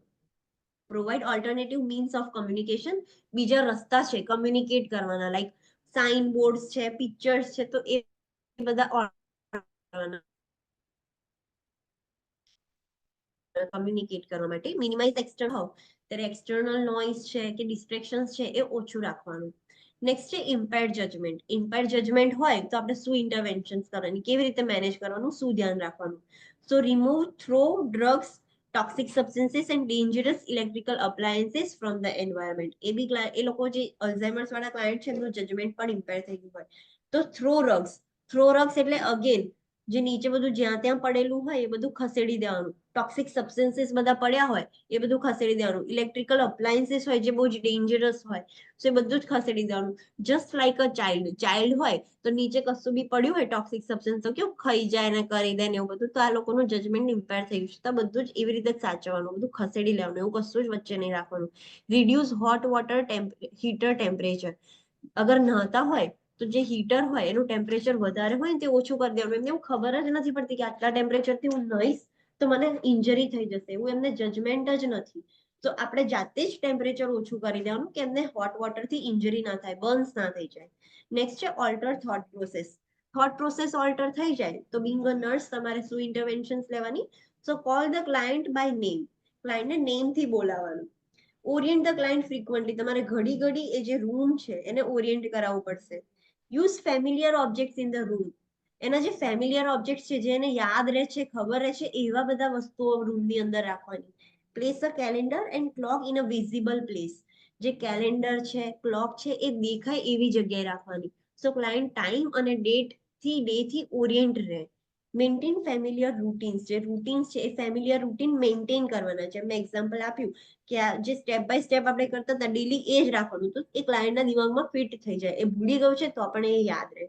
Allow the client two રેમિનિસાઇઝ. રેમિનિસાઇઝ એટલે ક્લાયન્ટને આપણે તો કહેવાનું કે જે સારી વસ્તુઓ હોય, બધી જે સારી મેમરીઝ હોય એ બધું રિમાઇન્ડ કરાવવા માટે આપણે ક્લાયન્ટને રિમાઇન્ડ કરાવવાનું, યાદ કરાવવાનું બધું. Make task simple. જે ટાસ્ક છે એકદમ સિમ્પલ કરવાનું, એકદમ સિમ્પલ કમાન્ડમાં. Allow time for the client to complete a task. તમે ક્લાયન્ટને ટાસ્ક આપ્યો છે કે કિચનમાં જઈને આ લઈને આવો, સો એને ટાઈમ આપવાનું. એ જશે, લઈને આવશે, તો પ્રોપર એક ટાસ્ક કમ્પ્લીટ કરવા માટે ટાઈમ આપવાનો. Provide positive reinforcement for positive behaviour. તમે ટાસ્ક આપ્યું, ક્લાયન્ટે ફૂલફિલ બી કર્યું તો એની તારીફ કરો, એને પોઝિટિવ રીઇન્ફોર્સમેન્ટ આપો જો બી એનું પોઝિટિવ બિહેવિયર રહે છે તો. Alter sleep patterns. આ લોકોનું જે ક્લાયન્ટ છે એ લોકોનું સ્લીપ પેટર્ન બી ઓલ્ટર થઈ ગયું હશે તો એમાં શું કરવાનું, તો allow the client to wander in a safe place until the client becomes tired. ક્લાયન્ટની વેન્ડરિંગ નેચર જોવા મળે છે એલ્ઝાઇમર્સ ડિઝીઝમાં, તો ક્લાયન્ટને વેન્ડર કરવા દેવાનું, ફરવા દેવાનું એક સેફ પ્લેસમાં. જ્યાં સુધી ક્લાયન્ટ થાકી ના જાય ને, પછી થાકીને સુઈ ના જાય ને ત્યાં સુધી તમે એક બધું બંધ કરીને એમાં જ ફરવા દો ક્લાયન્ટને. Prevent shadows in the room by using indirect light. Shadows નહીં રાખવાની રૂમમાં. લાઈક ક્લાયન્ટને છે ને જજમેન્ટ ઇમ્પેર થઈ ગયું છે, એમને ખબર નહીં પડે કે એમની જ શેડો છે, એ મિસઇન્ટરપ્રિટ કરી લેશે. સો શેડોઝ ના પડે એવી રીતનો રૂમની લાઇટિંગ રાખવાની. ઇનડાયરેક્ટ લાઇટ નહીં રાખવાની કે જેનાથી શેડોઝ પડે. Avoid the use of hypnotics because they cause confusion and aggravate the sundown effect. તમે એ જે અલ્ઝાઇમર્સ ક્લાયન્ટ હોય ને તો એ લોકો એમને શાંત કરવા માટે શું કરે, હિપ્નોટાઇઝ કરી દે. અને હિપ્નોટાઇઝ કરીને એવું કહે કે તમને ઊંઘ આવે છે, તમારું નામ આ છે, તમે આમ કરો. સો એવું બધું નહીં કરવાનું. હિપ્નોટિક્સ અવોઇડ કરવાના. બીકોઝ તમે હિપ્નોટાઇઝ કરશો ને તો ક્લાયન્ટ ઓર કન્ફ્યુઝ થઈ જશે. પછી જેવું એ હિપ્નોટિઝમમાંથી બહાર આવશે ને તો એને ખબર જ નહીં પડે કે શું થયું. વધારે કન્ફ્યુઝ થઈ જશે, વધારે એગ્રેવેટ થશે. જે સનડાઉન ઇફેક્ટ હતો એ. What is the sundown effect? Yes. So જેટલી વખત ક્લાયન્ટને હિપ્નોટાઇઝ કરશો ને તો એના જે સનડાઉન ઇફેક્ટ છે વધારે એગ્રેવેટ થશે. તો ઇવનિંગમાં સિમ્ટમ્સ ઓર વર્સ થઈ જશે due to hypnotism. So hypnotics avoid કરવાના. મેડિકેશન્સ બી નહીં આપવાની અને હિપ્નોટાઇઝ બી નહીં કરવાનું. નેક્સ્ટ છે એજિટેશન. એજિટેશન હોય, ક્લાયન્ટ એકદમ એજિટેટેડ હોય તો બિંગ અ નર્સ આપણે શું કરવાનું, so assess the precipitant of the agitation. Client agitated કેમ થઈ ગયું છે તો એના પ્રેસિપિટન્ટ આઈડેન્ટિફાઈ કરવાના, અસેસ કરવાના કે ક્લાયન્ટ કેમ એજિટેટેડ છે. રીઅશ્યોર ધ ક્લાયન્ટ. ક્લાયન્ટને રીઅશ્યોરન્સ આપવાનું. Remove the items that can be hazardous when the client is agitated. જ્યારે ક્લાયન્ટ બહુ જ એજિટેટેડ હશે, એ એના જ દિમાગના બધી ગૂંચવણમાં લોસ્ટ હશે, અને એક તો વેન્ડર કરતું હશે, તો એને એ ક્યાંય બી ટકરાઈ જશે, પડી જશે, વાગી જશે, તો જે બી હેઝાર્ડસ ઓબ્જેક્ટ્સ છે, આઇટમ્સ છે, બધી ખસેડી લેવાની જ્યારે ક્લાયન્ટ એજિટેટેડ હોય ત્યારે. Approach the client slowly and calmly from the front and speak gestures and move slowly. ક્લાયન્ટને સામેથી અપ્રોચ કરવાનું, એકદમ કામલી અપ્રોચ કરવાનું, બોલવાનું, જેસ્ચર્સનો યુઝ કરવાનો, અને પછી સ્લોલી મૂવ થવાનું ત્યાંથી. Remove the client to a less stressful environment. Decrease the excess stimuli. અગર સ્ટિમ્યુલાઈ વધારે છે, તમને ખબર છે કે એક્સેસ સ્ટિમ્યુલાઈમાં વધારે એજિટેશન થાય, તો ક્લાયન્ટને એક્સેસ સ્ટિમ્યુલાઈથી રિમૂવ કરીને જ્યાં ઓછું સ્ટિમ્યુલસ છે, ઓછું સ્ટ્રેસફુલ એન્વાયરમેન્ટ છે, જ્યાં સ્ટ્રેસ ઓછો છે, ત્યાં લઈ જવાનું. Use touch gently. તમે જે ટચ કરો છો ક્લાયન્ટ, એકદમ જેન્ટલી ટચ કરવાનું, એને થેરાપ્યુટિક ટચ જેવું લાગવું જોઈએ, એવી રીતે ક્લાયન્ટને ટચ કરવાનું. Do not argue with or force the client to do something. ક્લાયન્ટને ફોર્સ નહીં કરવાનું કે આ તમને કીધું છે તો તમે આ કરો જ. આર્ગ્યુ નહીં કરવાનું, ફોર્સ નહીં કરવાનું ક્લાયન્ટને કશું વસ્તુ કરવા માટે. So this is the end of chapter. Let's do a quick revision કે આજે આપણે શું જોયું. Okay, so today we have seen personality disorder. Personality disorder means કે ક્લાયન્ટનું જે એનું બિહેવિયર છે, જેના કેરેક્ટરિસ્ટિક્સ છે, એમાં ચેન્જ થઈ ગયો છે, જેના લીધે એ રિલેશનશિપ્સ બી મેન્ટેન નહીં કરી શકે અને ફંક્શન્સ બી પ્રોપર નહીં કરી શકે. તો આપણે એના કેરેક્ટરિસ્ટિક્સ જોયા કે જનરલ કેરેક્ટરિસ્ટિક્સ શું હોય. તો એનું જે ઇમ્પલ્સ કંટ્રોલ હોય એ પુઅર થઈ જશે, એ એબનોર્મલી બિહેવ કરશે. આપણે એક્ઝામ્પલ જોયા હતા કે સ્કિન કટ કરશે, સેલ્ફ ઇન્જુરિયસ બિહેવિયર કરશે, માથું પછાડશે, તો પંચ કરશે. તો ધીસ આર ધ સાઇન્સ કે એનું ઇમ્પલ્સ કંટ્રોલ પુઅર થઈ જશે, તો આવી બધી એક્ટિવિટીઝ કરશે. મૂડ કેરેક્ટરિસ્ટિક્સમાં શું ચેન્જીસ જોવા મળશે, જજમેન્ટ ઇમ્પેર થઈ જશે તો શું જોવા મળશે, રિયાલિટી ટેસ્ટિંગ ઇમ્પેર થઈ જાય તો એમાં શું જોવા મળે, impaired object relations, impaired self perception અને ઇમ્પેર્ડ થોટ પ્રોસેસ. આ બધું જ ઇમ્પેર થઈ જશે તો શું જોવા મળશે, અને ઇમ્પેર્ડ સ્ટિમ્યુલસ બેરિયર. સો આ બધું જનરલ, કોઈ બી પર્સનાલિટી ડિસઓર્ડર હોય તો આપણે જનરલ બધું જોયું કે આટલું જોવા મળે. પછી આપણે પર્સનાલિટી ડિસઓર્ડર્સના ગ્રુપ્સ જોયા. કેટલા ગ્રુપ્સ હતા ઓનલાઈન સ્ટુડન્ટ્સ? કેટલા ગ્રુપ્સમાં ડિવાઇડેડ છે personality disorders? 3 cluster. Cluster A, cluster B, cluster C. Yes. તો cluster A, cluster B, cluster C. Cluster એ માં કેટલા ટાઈપ્સના ડિસઓર્ડર આવે? તો ઓડ ડિસઓર્ડર્સ છે જેટલા બી, સિઝોઇડ, સિઝોટાઇપલ અને પેરેનોઇડ ડિસઓર્ડર્સ. તો આપણે એમનું ડિટેલમાં જોયું કે સિઝોઇડ ડિસઓર્ડર છે, એમાં કેવા સાઇન એન્ડ સિમ્પટમ્સ જોવા મળે, સિઝોટાઇપલમાં કેવા સાઇન એન્ડ સિમ્પટમ્સ જોવા મળે છે, અને પેરેનોઇડમાં કેવા સાઇન એન્ડ સિમ્પટમ્સ જોવા મળે છે. જે વસ્તુ યાદ રાખવાની છે કે જે બી ક્લાયન્ટને પેરેનોઇડ પર્સનાલિટી હોય, એમની સામે વિસ્પર નહીં કરવાનું, ખુસફુસ કરીને વાતો નહીં કરવાની, એના સામે જોઈને કે એની આજુબાજુ હસવાનું પણ નહીં. કેમ એવું નહીં કરવાનું? યસ, કારણ કે Why? પેશન્ટ એવું લાગશે કે મારા Increase the વિશે વાત paranoia. કરે છે ને, પેરાનોયા. યસ, Increase the એને paranoia. પેરાનોયાના લીધે ક્લાયન્ટને એવું લાગશે કે મારા રિલેટેડ વાત કરે છે, કે મારા ઉપર હસે છે, અને પેરાનોયા વધી જશે. તો એ વસ્તુ અવોઇડ કરવાની. પછી આપણે ઇન્ટરવેન્શન જોયા હતા, સ્પેસિફિક પેરાનોયાના ઇન્ટરવેન્શન હતા. નેક્સ્ટ ક્લસ્ટર બી પર્સનાલિટી ડિસઓર્ડર. તો એમાં કેવી પર્સનાલિટી આવે? જે બહુ ડ્રામેટિક હોય, ઇમોશનલ હોય ને ઇરેટિક હોય. તો એના એક્ઝામ્પલ્સ છે હિસ્ટ્રિયોનિક, નાર્સિસિસ્ટિક, એન્ટીસોશિયલ અને બોર્ડરલાઇન પર્સનાલિટી. તો હિસ્ટ્રિયોનિક પર્સનાલિટીના આપણે સાઇન એન્ડ સિમ્પટમ્સ જોયા કે એમાં કેવી ટાઈપની પર્સનાલિટી હોય. નાર્સિસિસ્ટિક પર્સનાલિટીમાં કેવા સાઇન એન્ડ સિમ્પટમ્સ હોય, પર્સન કેવું હોય. એન્ટીસોશિયલ પર્સનાલિટી ડિસઓર્ડર હોય તો એમાં એ પર્સન કેવું હોય, એના કેરેક્ટરિસ્ટિક્સ જોયા હતા. દેન બોર્ડરલાઇન પર્સનાલિટી ડિસઓર્ડર હોય તો એમાં એ પર્સન કેવું હોય, એના કેરેક્ટરિસ્ટિક્સ જોયા હતા. દેન ક્લસ્ટર સી પર્સનાલિટી ડિસઓર્ડર જોયું હતું. આ પર્સનાલિટી ડિસઓર્ડરમાં જે બી ડિસઓર્ડર્સ હશે એ બધા એન્શિયસ અને ફિયરફુલ વાળા હશે.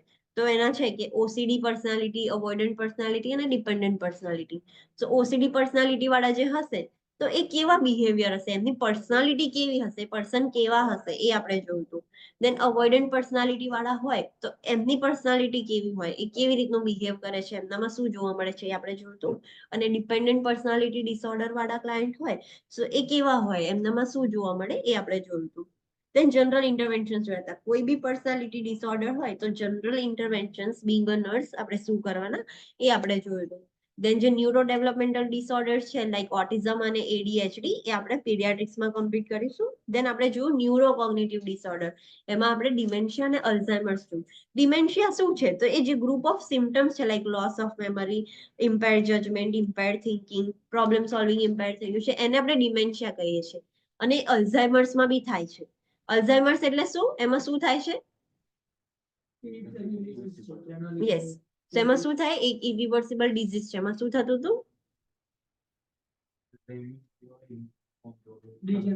બ્રેન, યસ, બ્રેન ડીજનરેટ થાય છે. બ્રેન કેમ ડીજનરેટ થાય છે? બીકોઝ જે સેલ્સ છે, નર્વ સેલ્સ, એ ડીજનરેટ થઈ જાય છે. તો દેટ ઇઝ અલ્ઝાઇમર્સ.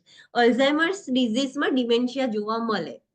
તો આપણે અલ્ઝાઇમર્સ ડિઝીઝ સ્ટડી કર્યું કે અલ્ઝાઇમર્સ ડિઝીઝમાં એગ્નોશિયા જોવા મળશે, એમ્નેશિયા જોવા મળશે, એફિઝિયા જોવા મળશે, એપ્રેક્સિયા જોવા મળશે. તો આ બધા વર્ડના મીનિંગ આઈડેન્ટિફાઈ કરવાના, સમજવાના કે મેમ આનો મતલબ શું થાય. યસ. મેમ અલ્ઝાઇમર ડિસીઝમાં પેશન્ટના ગ્લુકોઝ લેવલમાં કઈ ચેન્જ થાય? અલ્ઝાઇમર્સ ડિઝીઝમાં ગ્લુકોઝ લેવલનું મને યાદ નથી એક્ઝેક્ટલી કે એમાં ચેન્જીસ થાય છે કે નહીં. ગ્લુકોઝમાં મે બી એને ફોરગેટફુલનેસના લીધે થઈ શકે. બાકી એનું જે બ્રેન ડીજનરેટ થાય છે એના લીધે તો ડાયરેક્ટલી ઇમ્પેર નહીં થાય, બટ એની ફોરગેટફુલનેસ છે તો ડ્યુ ટુ એપેટાઇટ કે એના લીધે જે બ્લડ ગ્લુકોઝ છે એ ઓલ્ટર થઈ શકે છે due to the food habits એના લીધે. Okay ma'am. યા. દેન આપણે અલ્ઝાઇમર્સ ડિઝીઝના સ્ટેજીસ જોયા હતા અને જનરલાઇઝ ઇન્ટરવેન્શન્સ જોઈ હતી કે અલ્ઝાઇમર્સ ડિઝીઝમાં શું ઇન્ટરવેન્શન્સ કરવાની. દેન સ્પેસિફિક વેન્ડરિંગ હોય તો વેન્ડરિંગમાં શું આપણે ઇન્ટરવેન્શન્સ લેવાની એ આપણે જોયું હતું. કમ્યુનિકેશન ડિસઓર્ડર્સ હોય તો આપણે કેવી રીતના ઇન્ટરવેન્શન્સ લેવાના. જજમેન્ટ ઇમ્પેર થઈ ગયું હોય તો આપણે શું ધ્યાન રાખવાનું. થોટ પ્રોસેસ ઓલ્ટર થઈ ગઈ હોય તો આપણે શું ધ્યાન રાખવાનું. So we have seen sleep patterns અગર ઓલ્ટર થઈ ગઈ છે તો એમાં આપણે શું ધ્યાન રાખવાનું, આપણે શું કરવાનું. ને ક્લાયન્ટ એજિટેટેડ હોય, એજિટેશન્સ થઈ ગયા હોય તો ક્લાયન્ટને આપણે કેવી રીતે મેનેજ કરવાનું. તો any doubt in this? No. Okay. So see you tomorrow at 9 AM અને કાલથી આપણે નેક્સ્ટ ચેપ્ટર સ્ટાર્ટ કરીશું. That is chapter 67. એડિક્શન્સ વાળા ચેપ્ટર છે. યસ. તો એ ચેપ્ટર કાલથી આપણે સ્ટાર્ટ કરીશું. So read this chapter અને try to complete the exercise. જે લાસ્ટમાં એક્સરસાઇઝ છે એ કમ્પ્લીટ કરી લેજો. Okay. Okay. Yeah, thank you. Thank you. Thank you ma'am.